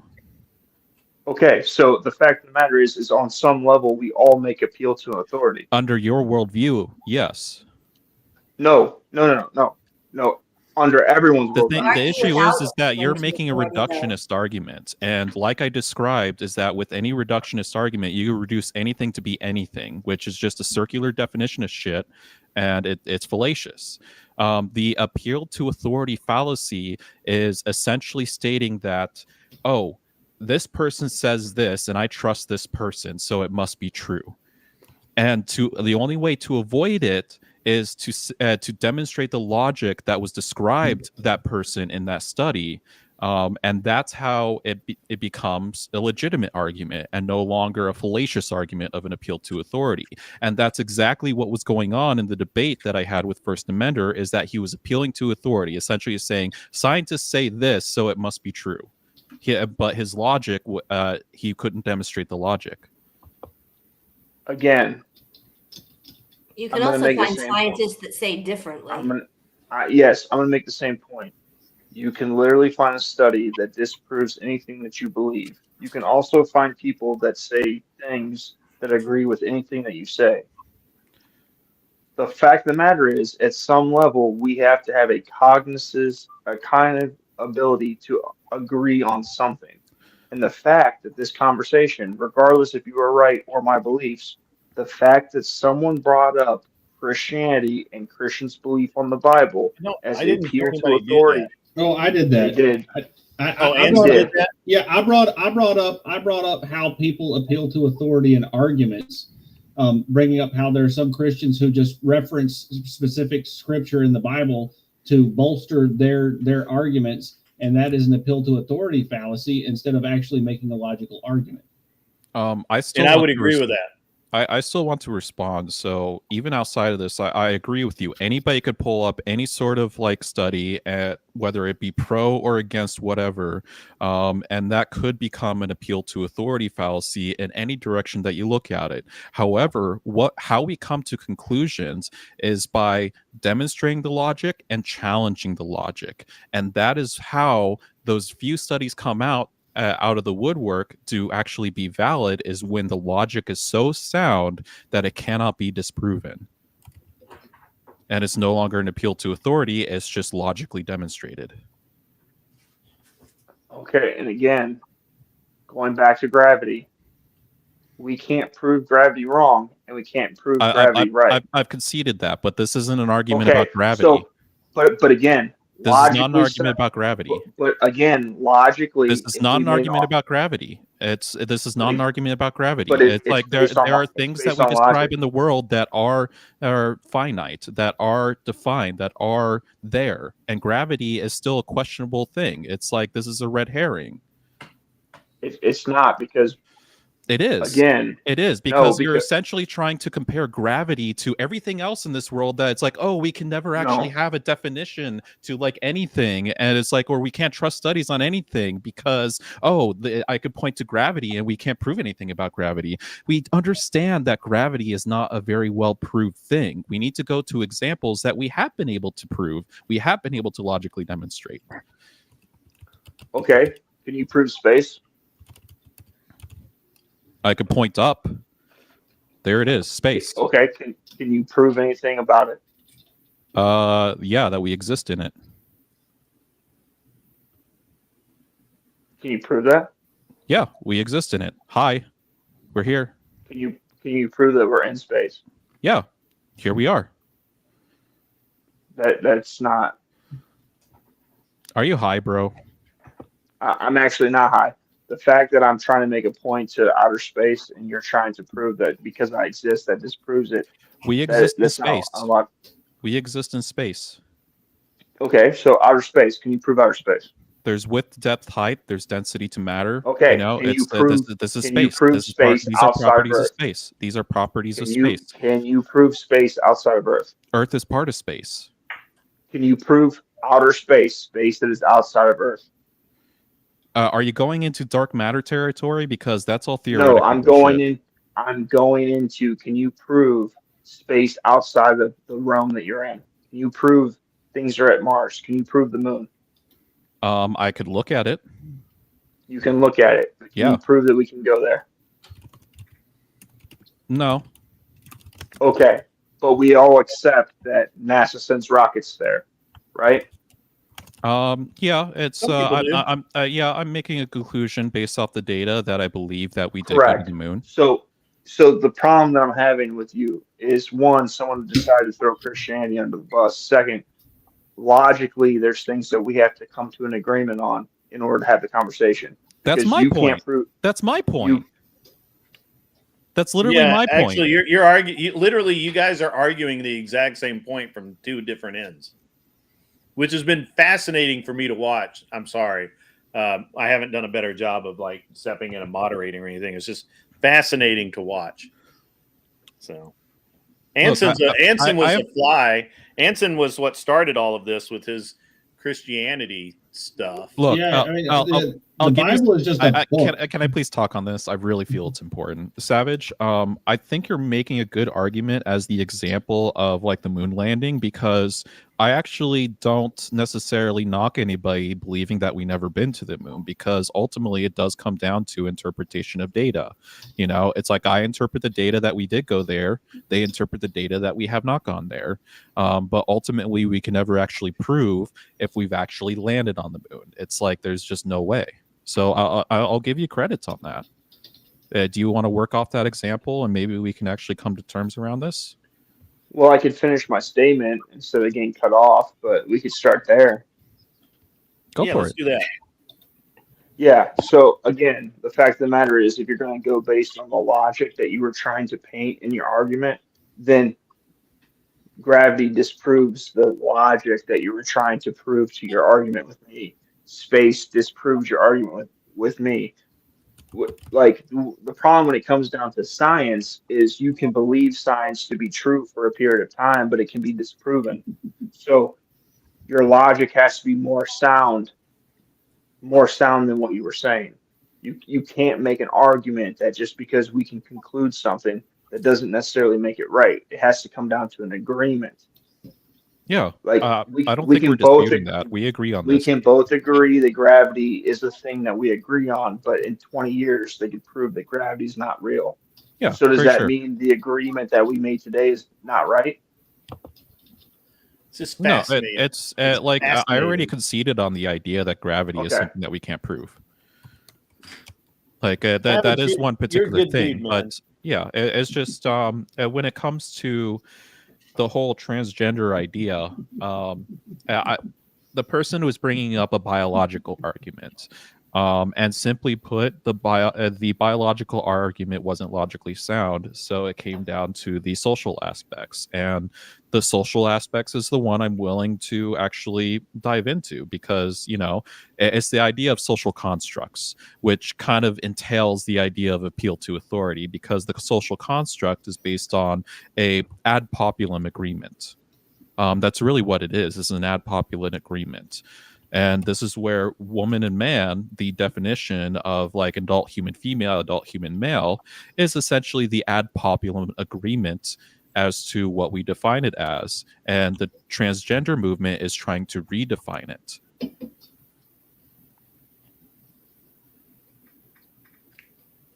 Yes. Does that make sense? Would you say that my argumentation or logic is sound on this conclusion, Savage Red? Well, Gray muted me. My argument Sorry isn't about that. so much. My argument isn't so much about transgenders. My argument was that someone used Christianity and someone's beliefs in Christianity as an argument to your point. Yeah, but that's their point. That's not mine. Yeah, that wasn't him. Yeah, that was Well, me, to be man. fair, And there's I was only right. to be fair, there's only It's just two like I people was on right. camera. To be fair, there's only two people on camera and three voices, and one's a female. So I can only conclude what I can hear. Yeah, sorry. I wasn't planning There on you go. Does coming that on make that stream better? today, There, so I got I a just cam wasn't now. on camera. That's okay, Ticky Tack. It's all I right. have very know what you look oily like. I have very oily skin, and I like to clean it before I go on camera and stuff. So when I get impromptu, want to hop on, I just don't show my camera. Yeah, I hear women say it all the time. Good one. That's very interesting. Have you figured out how to change your name yet, Arthur Dye? I changed it for you to motivate you to change it. No, she's not paying attention. Yes, I did figure out. We've had several name changes on my end. Yeah. Savage Red, how are you, buddy? How's it going? Oh, it's going pretty good. I've had a pretty great day. Good. I've been meaning to call you. I've just been busy with literally everything else. So. No, that's cool. I understand. I do need to call you though, and I've got to talk to you about a bunch of stuff. But are you like tied up tomorrow? Are you like super busy or what? I'm working, but you can definitely call me while I'm working. Okay, I'll do that. At any rate, so Savage Red, let me ask you, buddy. So if somebody gave you that their entire argument is that based on the fact that after a drug regimen and quote unquote transitioning, that even though they still have all of the male parts and they're biologically still male, that they are in fact female because if you do a brain scan on them, it may or may not show the same brain activity in specific areas of the brain that is common in female in biological females, and they may be able to dress convincingly enough that you would at first glance mistake them for a female. Would you consider that a sound and logical argument? No, I'm much farther right than probably most of the people on this panel. But No, you're not. You got a monarchist above you. Yeah, I'm pretty authoritarian. Yeah, I'm pretty. If you decide that you are a man that's a woman, that you should face a wall. But okay, me, unfortunately, no, I don't agree with any of the transgender stuff or any of the. I'm waving a flag because I like things that look like me. So what problems would you find with that argument that we haven't identified? I don't have a problem with an argument. I just had a problem with the fact that someone tried to conflate the belief in the Bible and Christianity is the same thing as transgenderism. No, that's not what I was doing, man. I was talking about how people construct arguments. I wasn't would talking point out to Grid's point I that kinda... the left itself argues that it is a privilege to have the resources and wealth to be able to go and get all these complicated surgeries and get gender surgery, and that we shouldn't discriminate against people who haven't had that advantage to go and get all the external stuff done, that they still have to be acknowledged fully quote unquote female. I kind of want to move on a little bit on this point and just still stay on a little bit on topic, but give like a different perspective. I have to say before we do this, I have never wished for Melanie Starfox to be on my show before. But I swear, I wish I wish the Furby was here. I really pissed him off when getting into this topic. So he's under the belief that children should be able to transition. So if that gets a hot topic. Furby believes that it's okay to show children pornography. I actually did not know that either. That's pretty sick. But I kind of want to take this into a more of like just a little bit of a rational mindset of ignore me. I'm just cleaning up my desk, so keep rolling, guys. Yeah, sure. So where I think this mental disorder of like gender dysphoria, transgenderism, things of that nature is coming from, I think it really stems from a lot of similar issues that just exist within the LGBTQ community in general. It seems that within like, gays, transgenders, sexually promiscuous people, bisexuals, they all have a high propensity to depression, anxiety, OCD, and unaliving ideation. And what I believe that transgenderism is actually a comorbidity of anxiety and OCD. It is a disconnect. It is basically a person who does not accept their body and wants to disconnect themselves from their body as much as possible by going through transition. These are characteristics of trauma, anxiety, and OCD.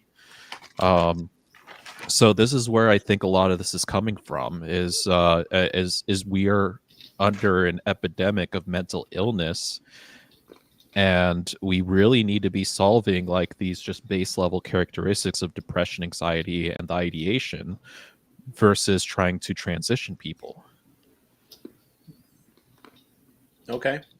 I've done quite a bit of research on this before. I plan on bringing it up on a debate with Corinth here in the near future. It's going to be on the Crucible. That's going to be awesome. Oh man, I bet Corinth has been just unbelievable. Yeah, it's few weeks. I think it's going to be interesting because I'm going to be the only one coming with like a body of studies towards this idea, and I'll be pointing to just raw metrics in general. These are metrics that are published by these LGBTQ funded like research facilities, and they all show the same statistics of like high suicide, high unaliving ideation, anxiety, OCD, and all this kind of stuff.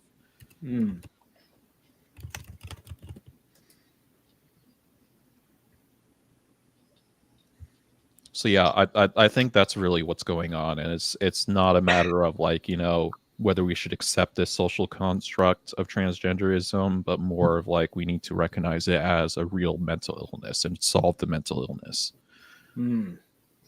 I actually have heard this before, and I don't disagree with it. I don't like it when people use the word mental illness because it's PC code for stuff that they're covering for. It's crazy people, man. Oh, I know. Y'all were talking about ADHD earlier. It's not the only mental illness that's been exaggerated to create a culture of people who think there's something wrong with them when there really isn't. It's part of the reason why so many people are so damn neurotic. They did the same thing with autism. They expanded the definition. Now all these people are going around calling themselves autistic when they're really just a little bit weird. And there's nothing wrong with that. Are you tired of being called autistic? And no, I'm not. I'm not autistic. I got tested for that when my son was autistic. My oldest son's autistic. I have really strong feelings about that. Okay. Yeah, autism. That's not true about autism. No. What's not true about autism? It's not exaggerated. Oh, it is. They changed the definition of it to expand it. That's true. The people who diagnosed my son told me that. Yeah, I agree with you that it's been changed, but the problem is that you have more metals in the foods that you're eating now than ever before. Also, you're getting more metals from a lot of other things that I'm not going to say on this panel. And you're demonstrating the neurotic result of the change of definition. People are attributing things to things that aren't real. I might want to bring up this subject. So go with it. It's on the subject of autism. I found there's a correlation between when women have their kids later in age usually leads to autistic kids. There's a correlation on that. And it is something that we have been seeing over the past like 20, 30 years is women just having children at later ages. So my wife was 29 when my first child was born, and my second child was born when she was 39. And no autism? No autism. My oldest son is autistic. Just lazy. One of them's lazy. I think that's because he's a teenager. So, well, he's very lazy in very specific ways.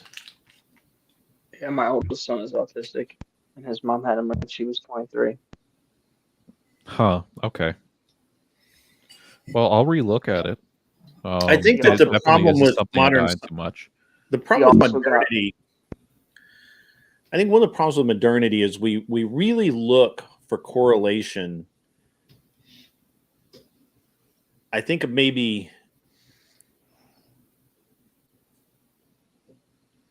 we put all of these numbers in and we get a theory that's spit out, but nobody bothers to actually examine or test that theory. Yeah. Right. It's just, well, the numbers don't lie. But numbers lie all the time. Well, I have a straight correlation. I'm sorry? Can you repeat it again? I have a straight correlation. My son got lead poisoning at 9 months old. Lead poisoning. Oh. Well, that's I could see different. that. That's different. That's Yes. a known effect of a toxin. That's different. If you've been damaged by a toxin, you don't call that autism. You call that lead poisoning, and Yes. you move on. But I Yes, think it's but- about the 1960s where we only just started to like remove lead from like a lot of products, and it still exists in our society. But this Oh. is the problem. If you Go ahead. look up autism is tied to heavy metal poisoning. That's true. Well, no, Okay. there's debate on that. That's not settled. That's just like the autism's connected to vaccines, or autism's connected to hormones, or autism's. There's a higher correlation for autism in genetics. If you have siblings who are autistic, if you have a parent who's autistic, those are much more likely to contribute to whether or not you're a higher or lesser likelihood to receive autism, because it's a genetic thing. It's been around for a really long time. When the definition was changed of autism and expanded, there was tons of money put into identifying all the people who fit into this new definition, and it cascaded into labeling all these people who had, who are already in our society as something, because we have to label people and we have to spend money on stuff, because that's the way the medical industrial complex works. Yeah, but the issue that you have with that is the fact that most of the vaccines that you take have heavy metals in them. No, they don't. Yeah, they do. No, they don't. It's because they're used as preservatives. No, only a select few vaccines are like that. They're the shelf stable vaccines, and not all of them are that way. Arthur Dyer, can you come in on this, because you're a doctor? She's Yeah, an they've anesthesiologist. largely removed like mercury and aluminum from the vaccines And because of those exact concerns. But you have to keep in mind that we really don't know what causes autism. Everything that you guys are going to say is correlated to autism. So we seem to identify some connection, but no one has ever definitively proved what specific one thing or series of factors, which it may likely be that it's multifactorial, that leads to the phenotype of autism. And autism itself even exists on a spectrum. I mean, there's children who are severely delayed, who are nonverbal. They are very limited in any abilities. And then there's someone like Elon Musk who has some autistic characteristics, but the guy's out designing, spaceships and Neuralinks and whatnot. You recommend the vaccine in 2020? Do I recommend Did you recommend it in 2020? Did you recommend that vaccine? I did not recommend the what's the right word for it that we can use online? The pandemic vaccine. I Yeah. did not recommend it. Did, No. Did you get it? I had to take it to keep my job because I worked at the VA and a hospital that required it. Yeah. Do you know anyone that got hurt taking it? Do I know? Say that again. Do you know anyone that got hurt taking it? I personally don't know. My mother had a friend who had what she believed to be an adverse reaction to it. So it's safe and effective. I've obviously read all the medical literature about it, and So it's safe and effective. Pardon? It's safe and effective. So when it first came out, the medical literature indicated that it was 98% effective in preventing contracting the disease, right? So it's safe and effective. Just let her talk. That was the way it was Pretty knowledgeable. originally presented.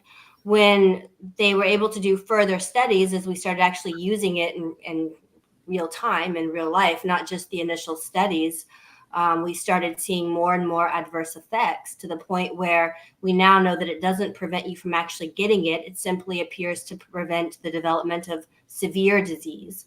And in patients who are in the older age category, and these are not my recommendations. I'm going to tell you what like the CDC's recommendations are currently for older individuals who may have a very poor outcome if they were to develop COVID-19. They recommend that they do get the vaccine because their risk of hospitalization and complications from the virus itself is pretty high. For those in the middle age category, so ages, I think it's like, 30, I don't remember exactly, 30 to 50 something roughly. Those, they're now saying it really is not worth taking because the risks do not outweigh the benefit, or the risks do outweigh the benefits. And certainly for the young age category, like the early 20s, the risk, especially in men, of myocarditis is very high to where there are probably more adverse reactions to be had versus getting the vaccine. So what you're saying is that it's safe and effective. No, that's not what you said, dude. No. I'm telling you That's that a straw man. I'm telling you that there are absolute risks associated with it, and that particularly for young people, those risks far outweigh the benefits. For older individuals, like a 60-year-old with multiple comorbidities, the benefits may outweigh the risks, but the risks are there. But they told us it was safe and effective, correct? They did. They did that. They did at the time, yes.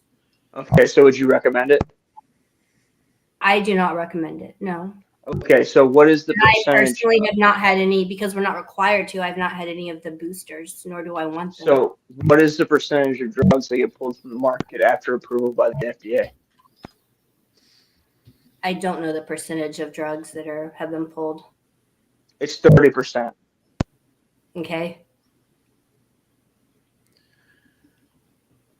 What I have a bigger problem with is the fact that they gave the companies which made this product immunity from any lawsuits, whereas any other medication That is true as well. or pharmaceutical compound or even just medical device, if there is a problem with the product they produce, you can go and sue them for it and get compensation for the harm they caused you. Whereas with this particular jab, I'm trying to be TOS here, sorry. You don't have that ability. Was Oxycontin addictive? I'm sorry, I'm having trouble understanding. Was Oxycontin addictive? It is addictive, yes. No, was it addictive? It's always been addictive, yes. It was, it is. It is, but that's not how it was sold to the market. It was sold as a non-addictive drug, correct? The idea was that it would maintain a more constant level versus the peaks and highs that you get with intermittent dosing. And it was sold as a non-addictive narcotic, correct? I don't recall the marketing for it being that at the time, but I could be wrong. I'm going to presume you're correct. Correct. Yeah, she's not a general practitioner. She's an anesthesiologist, so. Yeah, unfortunately. but again, when you make these claims, the problem is that pharmaceutical companies have lied about their drugs multiple Oh times. yeah, Like 100%. this isn't the first time. So to say that we can like it's a proven fact that like my son has lead poisoning, he got lead poisoning, heavy metals, he's autistic. There's a clear correlation between him not having lead poisoning and then him getting lead poisoning and him being autistic. There's a core correlation. So Yeah. you're making my argument for me that it's a too broad of a definition because it's capturing people with lead poisoning in the definition of autism, whereas those people should be categorized as people who are poisoned by lead and have the impacts of that issue. Okay, so do you realize how much metals are in the food that you eat? Well, the other Yeah, issue you have is that if you go back in history, there was a time when encephalitis was causing a presentation very similar to what we define as autism. So you could make the claim that anything which damages certain areas of the brain may lead to that phenotype. So autism is brain damage? Clearly. I mean, I would not argue against that. Guys, give me 1 second here. A couple of things. First, we had a few people come in that I didn't acknowledge. Lindsay Smith came in. Good to see you in the chat. I'm not really sure. You asked a bunch of questions. I'm hopefully that we've answered them without you've had to without you having to be or without me recognizing your questions. The last one was, I get the idea this guy is going to blame himself that his son is autistic for the rest of his life, which is sad. I don't think Savage blames himself.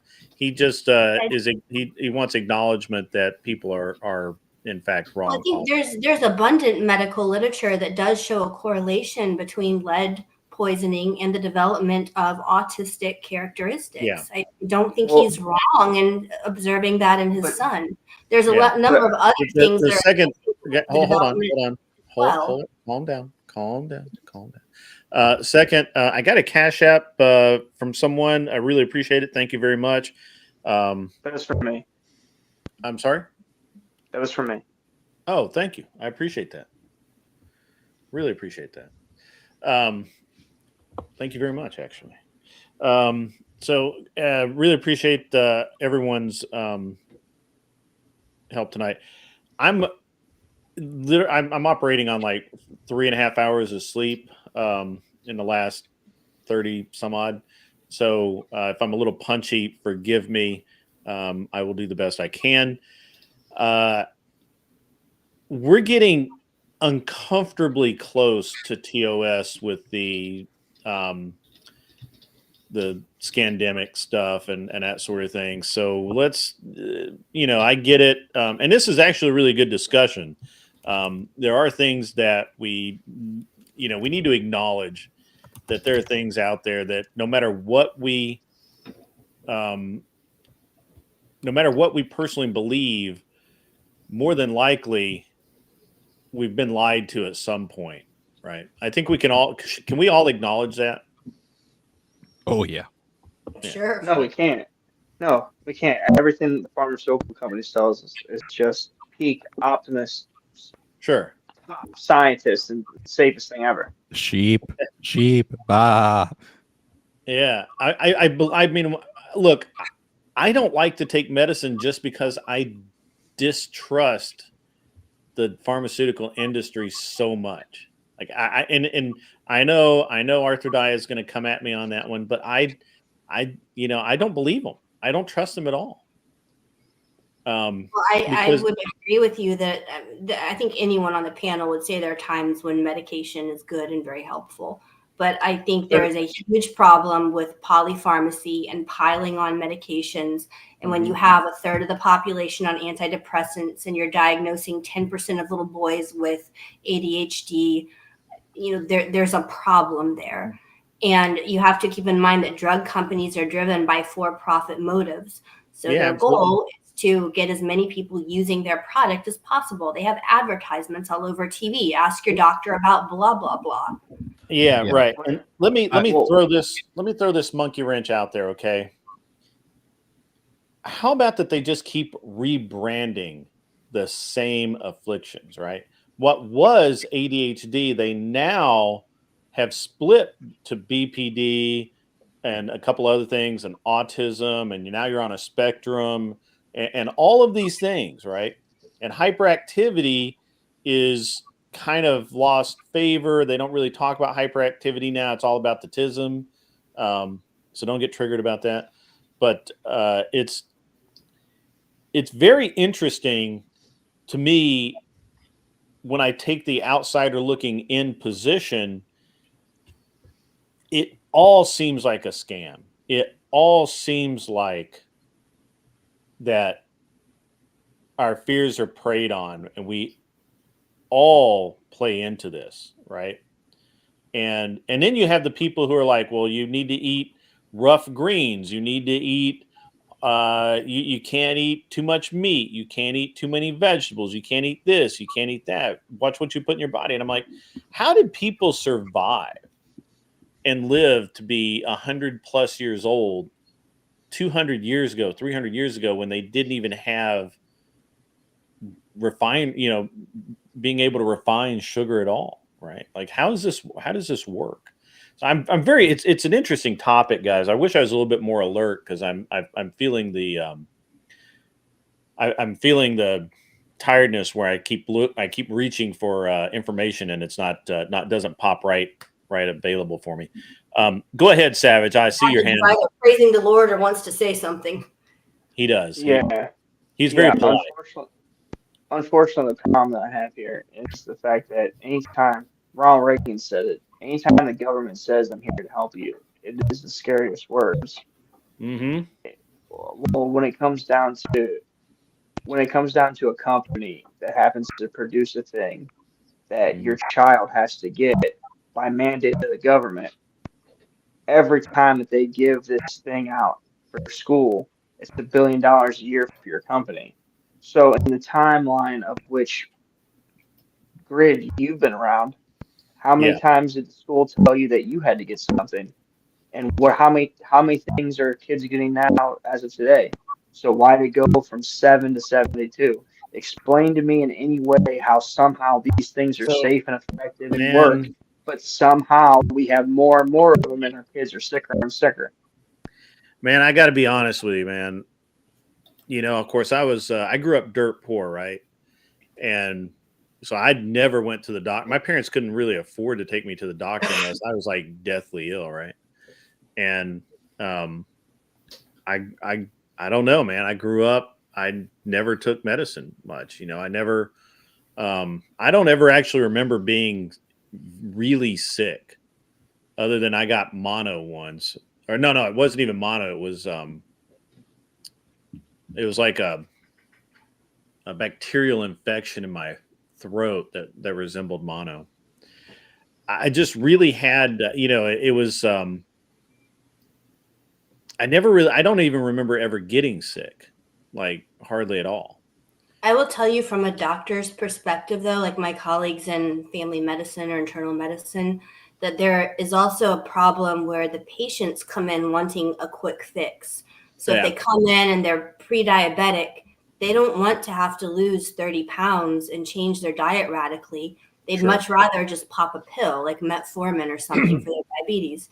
Same thing for their high blood pressure. They don't want to exercise or work on their cholesterol through exercise. Yeah. They'd rather just pop the pill. If you have a child with ADHD, they don't want to pull their kid out of school and sit there and homeschool them and make them focus and work with them one-on-one. They'd rather just put them on a pill and send them on the school bus, because it's all much easier. Well, and a lot of physicians would much rather a more holistic, natural approach to medicine, not just be all constantly writing prescriptions. I don't know that I buy that, Arthur. Doesn't always want that. I'm not sure that I buy that. I think that sure, there are probably some, but I mean, I've seen the notepads and stuff left by the pharmaceutical vendors, the drug sellers that come around and give away the free samples. I've been given the free samples of, hey, just try this and see how it I'm works. not denying any of that at all. The pharmaceutical reps are all over the the place And pushing and the I product. think that your average medical professional is far more interested in profit than they are fixing people. I'm not saying that you aren't, and I'm not saying that there aren't a bunch of good guys out there. But I was just listening a few weeks ago. Savage, I see you, man. I'll get to you. Just give me 1 second. I was just a few weeks ago, maybe a couple of months ago, and I think I may have mentioned this. There were 3 doctors that are in my Boy Scout, my son's Boy Scout troop, right? And they were doing for free. They do the yearly health physical that the scouts need to be able to go to camp and stuff. And so we're there, and they were talking about. One of them was talking about he was closing his practice rather than trying to sell it because nobody would buy it, and because there's no money in it. And there's all of these things, and it's getting. I believe that our healthcare system is actually getting way worse, and I 100% believe that. I also believe a lot of what you just said is true.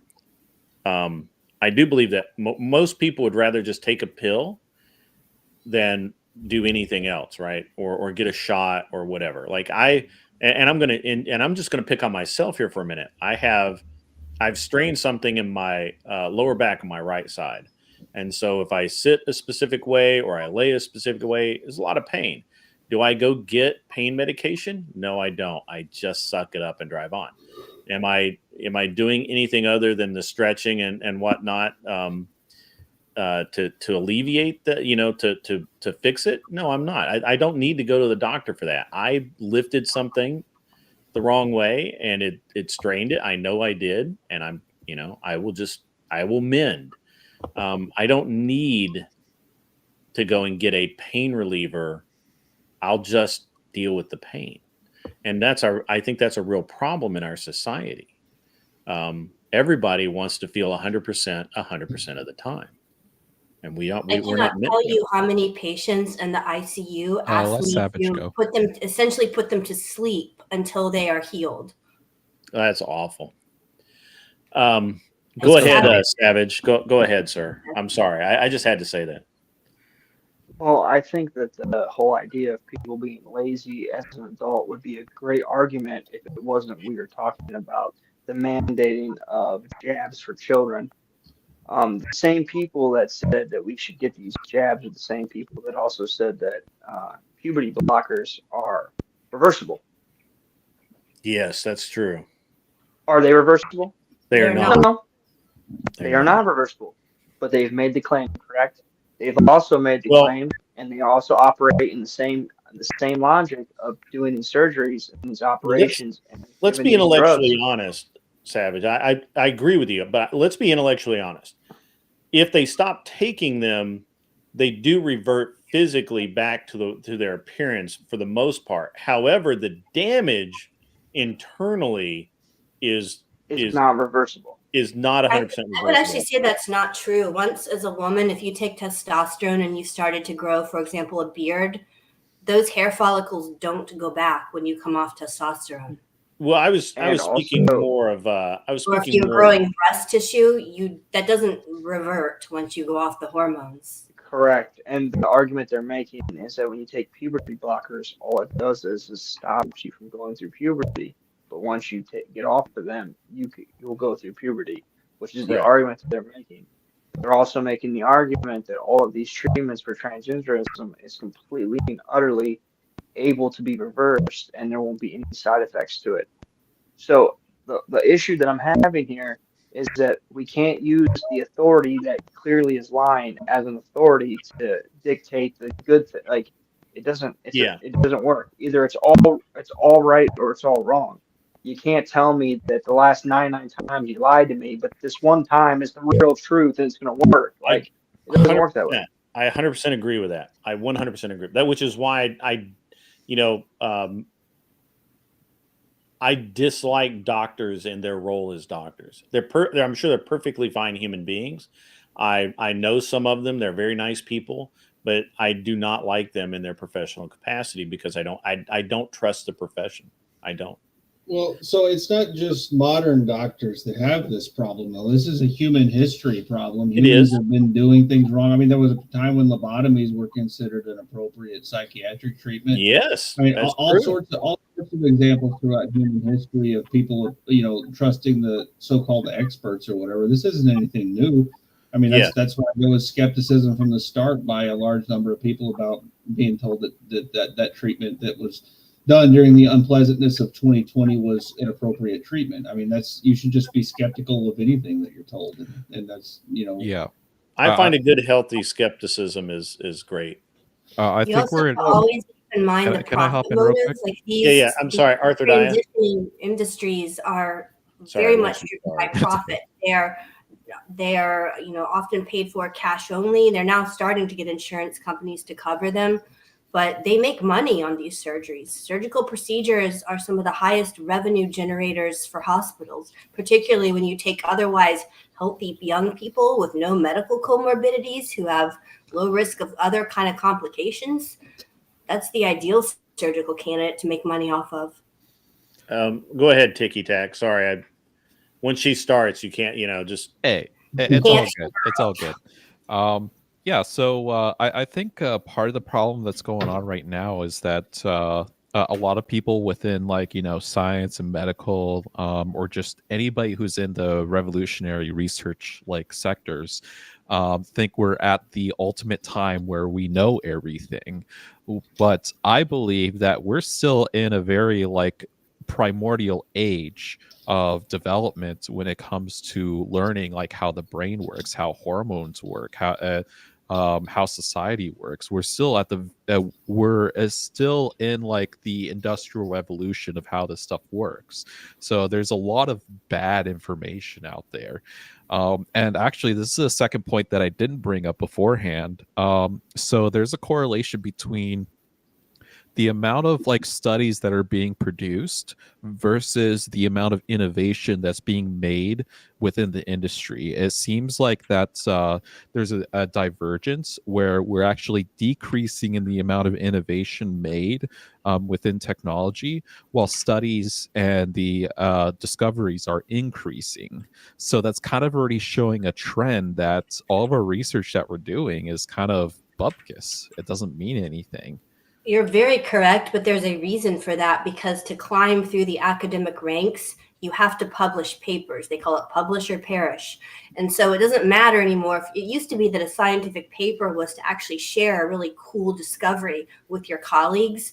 But now it's people just publish absolute garbage because they need to get publications to keep climbing through the ranks of academia. For sure. Savage. So, Savage. Go ahead, Savage. Yeah, so here's the issue. You have DEI programs that are hiring people to be doctors and pushing them through schools that aren't qualified. 50% of them are failing. They're failing and still becoming doctors. The other issue you have is the fact that we have so many people that are got the woke virus in their brain that are going through school and graduating into these professions. You can't really trust any of the things that are being told to you, because just in the last few years, does anyone remember monkeypox? Yeah. Yes. Does anyone remember the information that was being suppressed from monkeypox? That the gays are spreading it. Yeah, they were doing everything they could do to say it wasn't that. Yeah. Right. So the problem, this is the problem. You lie to me once, it's a wrap. Like, my wife can only cheat on me one time and it's a wrap. Like, we're not gonna go through this process of you cheating on me for 14 times in 20 years for me to finally come to the conclusion that I can't trust you. When it comes down to me paying you to do a service for me and you can't be trusted, it's over. The first time you lie to me, it's a wrap. I have some good news on the DEI stuff. So originally when DEI was being sold to corporations and schools and stuff, it was the idea that the more they diversify the more profits that entail off of it, because the idea of if you get more ideas in from different whoever categories, then it's like more innovation could come. They just recently figured out that it didn't actually turn out in paper, and they're actually losing money off of it. So even a lot of organizations are reversing on the DEI Yeah, that's policies, especially in my industry, which is heavily affected by it, the game studios. They're pulling back on all of it. That they don't care about the policies anymore. Go ahead, Savage.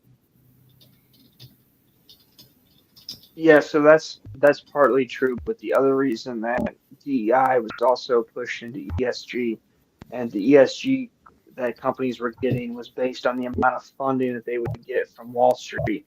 And unfortunately, the problem that you're coming to now is that it does not matter how high your ESG score is.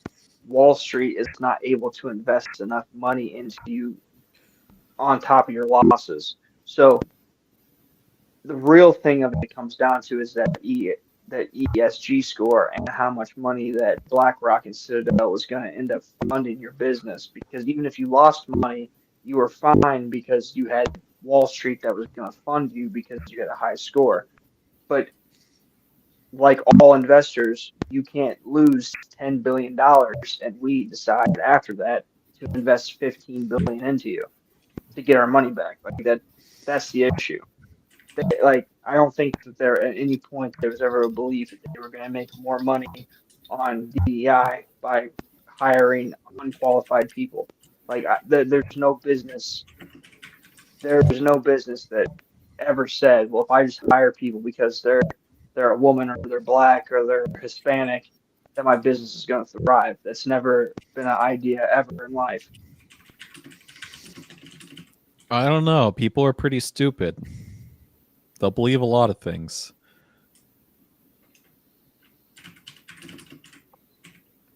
Yeah, but the people pushing it. The problem is if I tell you that a tomato is ketchup and you believe it, that means you're dumb. But the fact that I'm telling you means I'm evil. Interesting. I mean, you're not wrong. It's just interesting. Yeah. Guys, as much as I love this conversation, we are almost an hour long. I normally wrap up at 11, but since Savage came on, I felt like he does not usually come on. I felt like we could go a little bit longer. Besides, it was a great conversation, and Tiki Tack was up and everything. So it's been a great. It's actually been a really great little chill stream tonight. Had a lot of fun. You guys have been great, and everybody up on the panel, just take a few minutes, say your final words, and or make sure everything is good to go. I'm not. I don't think I'm gonna redirect tonight. Honestly, I didn't find anybody like super interesting on earlier when I looked. So we'll. I'll just let you guys find your own way. If that's okay. But, Andrew's not doing his trash talk. He was, but I thought he just ended. Is he not? No. Is he still live? Yeah, he's still live. Oh, well, that's easy then. I'll redirect Andrew. Where's my here it is right here. That's easy enough. I thought he ended. That's all right. If you guys want to go ahead and say your, give your closing comments, final words, take a couple minutes, all that would be great. Start with, why don't we start with Anson Knowles? Yeah, so I just wanted to thank you for once again allowing me to be on your panel, and you have a good show, and it was nice having a conversation with you, Tiki Tech. I really enjoy listening to the way that you develop your arguments, and you're a fairly intelligent person, and I appreciate it. Thank you. And Savage Red, I did not understand your arguments. And as for me reducing my prostate cancer risk, that's every man's duty to reduce his prostate cancer risk. I suggest relieving yourself at least once a day. It really helps with that. So I get you're into pegging. not since I was about 19. No, it's been a long time. Well, statistically, the authority says that if you get pegged, then you decrease your prostate risk. So I understand that you're totally following that authority of milking that prostate. Got it. I All men should be milk it the pegged. old-fashioned way. This is some low humor, below the Well, belt even. being medical authority on the panel, I would just like to second Anson's exceptional drive to reduce his prostate cancer risk, and hope he finds a beautiful Christian woman to assist him in that pursuit. I feel like he's targeting you. She can't be Christian because that would be an authority he doesn't agree. Okay, all right. Arthur Daya, go ahead. Thank you for having me on the panel. Thank you, maybe, for sitting me next to Anson. I didn't think to move you. I assumed that that's where you wanted to be. Well, it's helped with the arrows.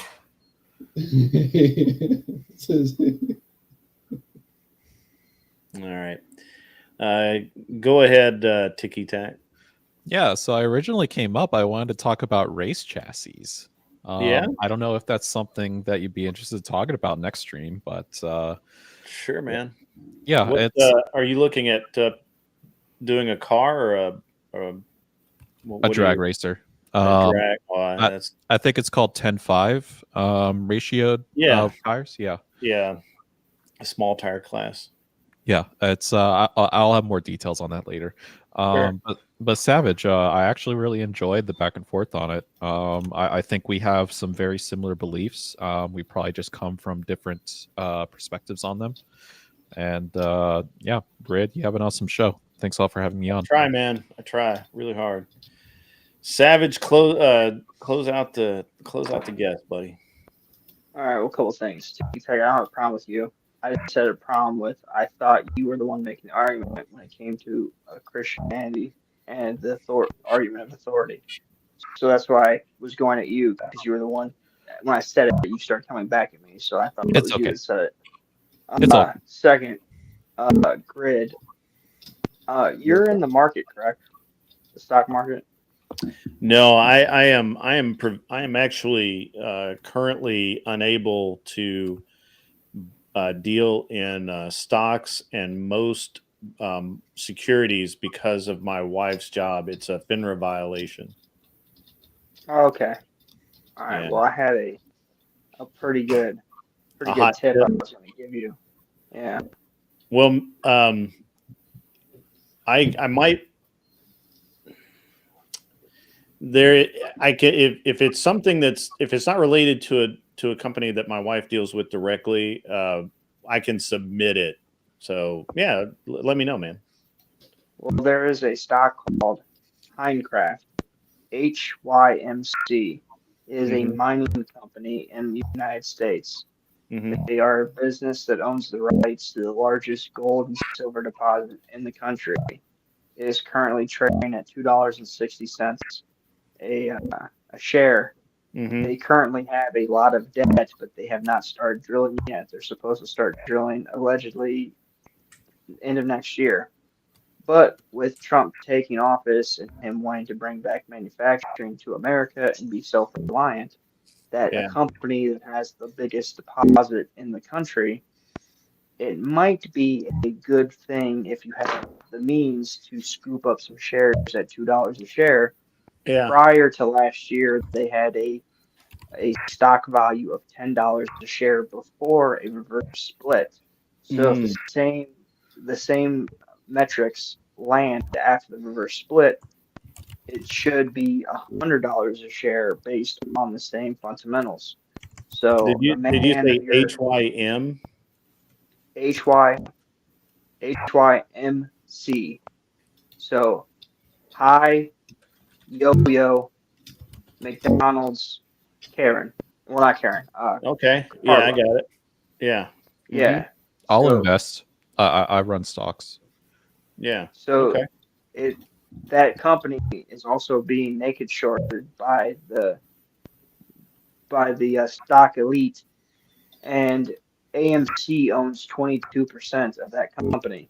So they have not started drilling. They do owe debt. They currently do not produce any sort of income because they have been surveilling their land to get the CEO wants to get a 30-year plan of drilling and mining. So, long story short, it's a cheap stock with Trump winning and him wanting to bring things back to America. They're going to need gold and silver when it comes down to chips and anything that it's a material that we're going to need. So it would be something good to look into. Okay. Yeah, I like it. I'll look at it. I'll look at it further. That's pretty good. And last thing, I'm about to open my second business here soon. So that's a good thing.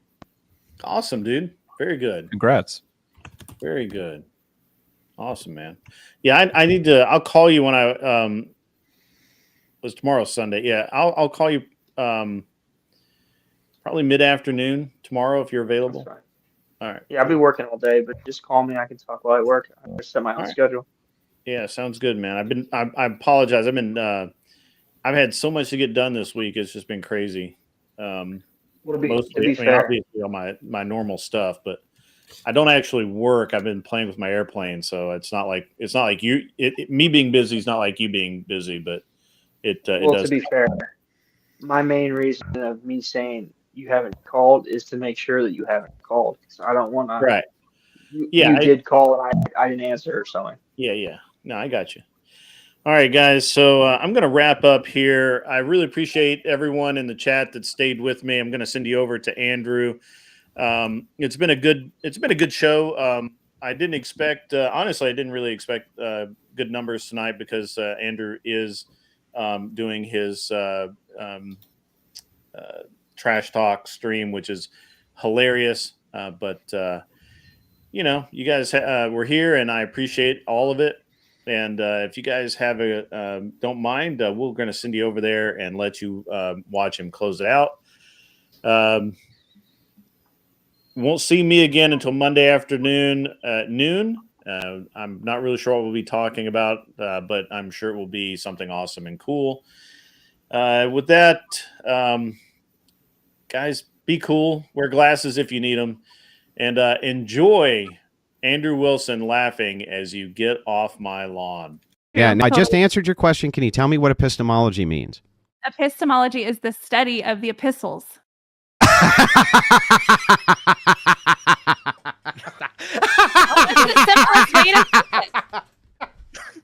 I mean, you can. I told me that a husband and wife is supposed to be the representation of God and the church. He said he's a husband. I asked him if he sees himself as the embodiment of God, and he said no. That doesn't make any sense. Wait, what is the epistles? The epistles are the apostles. Are you talking about?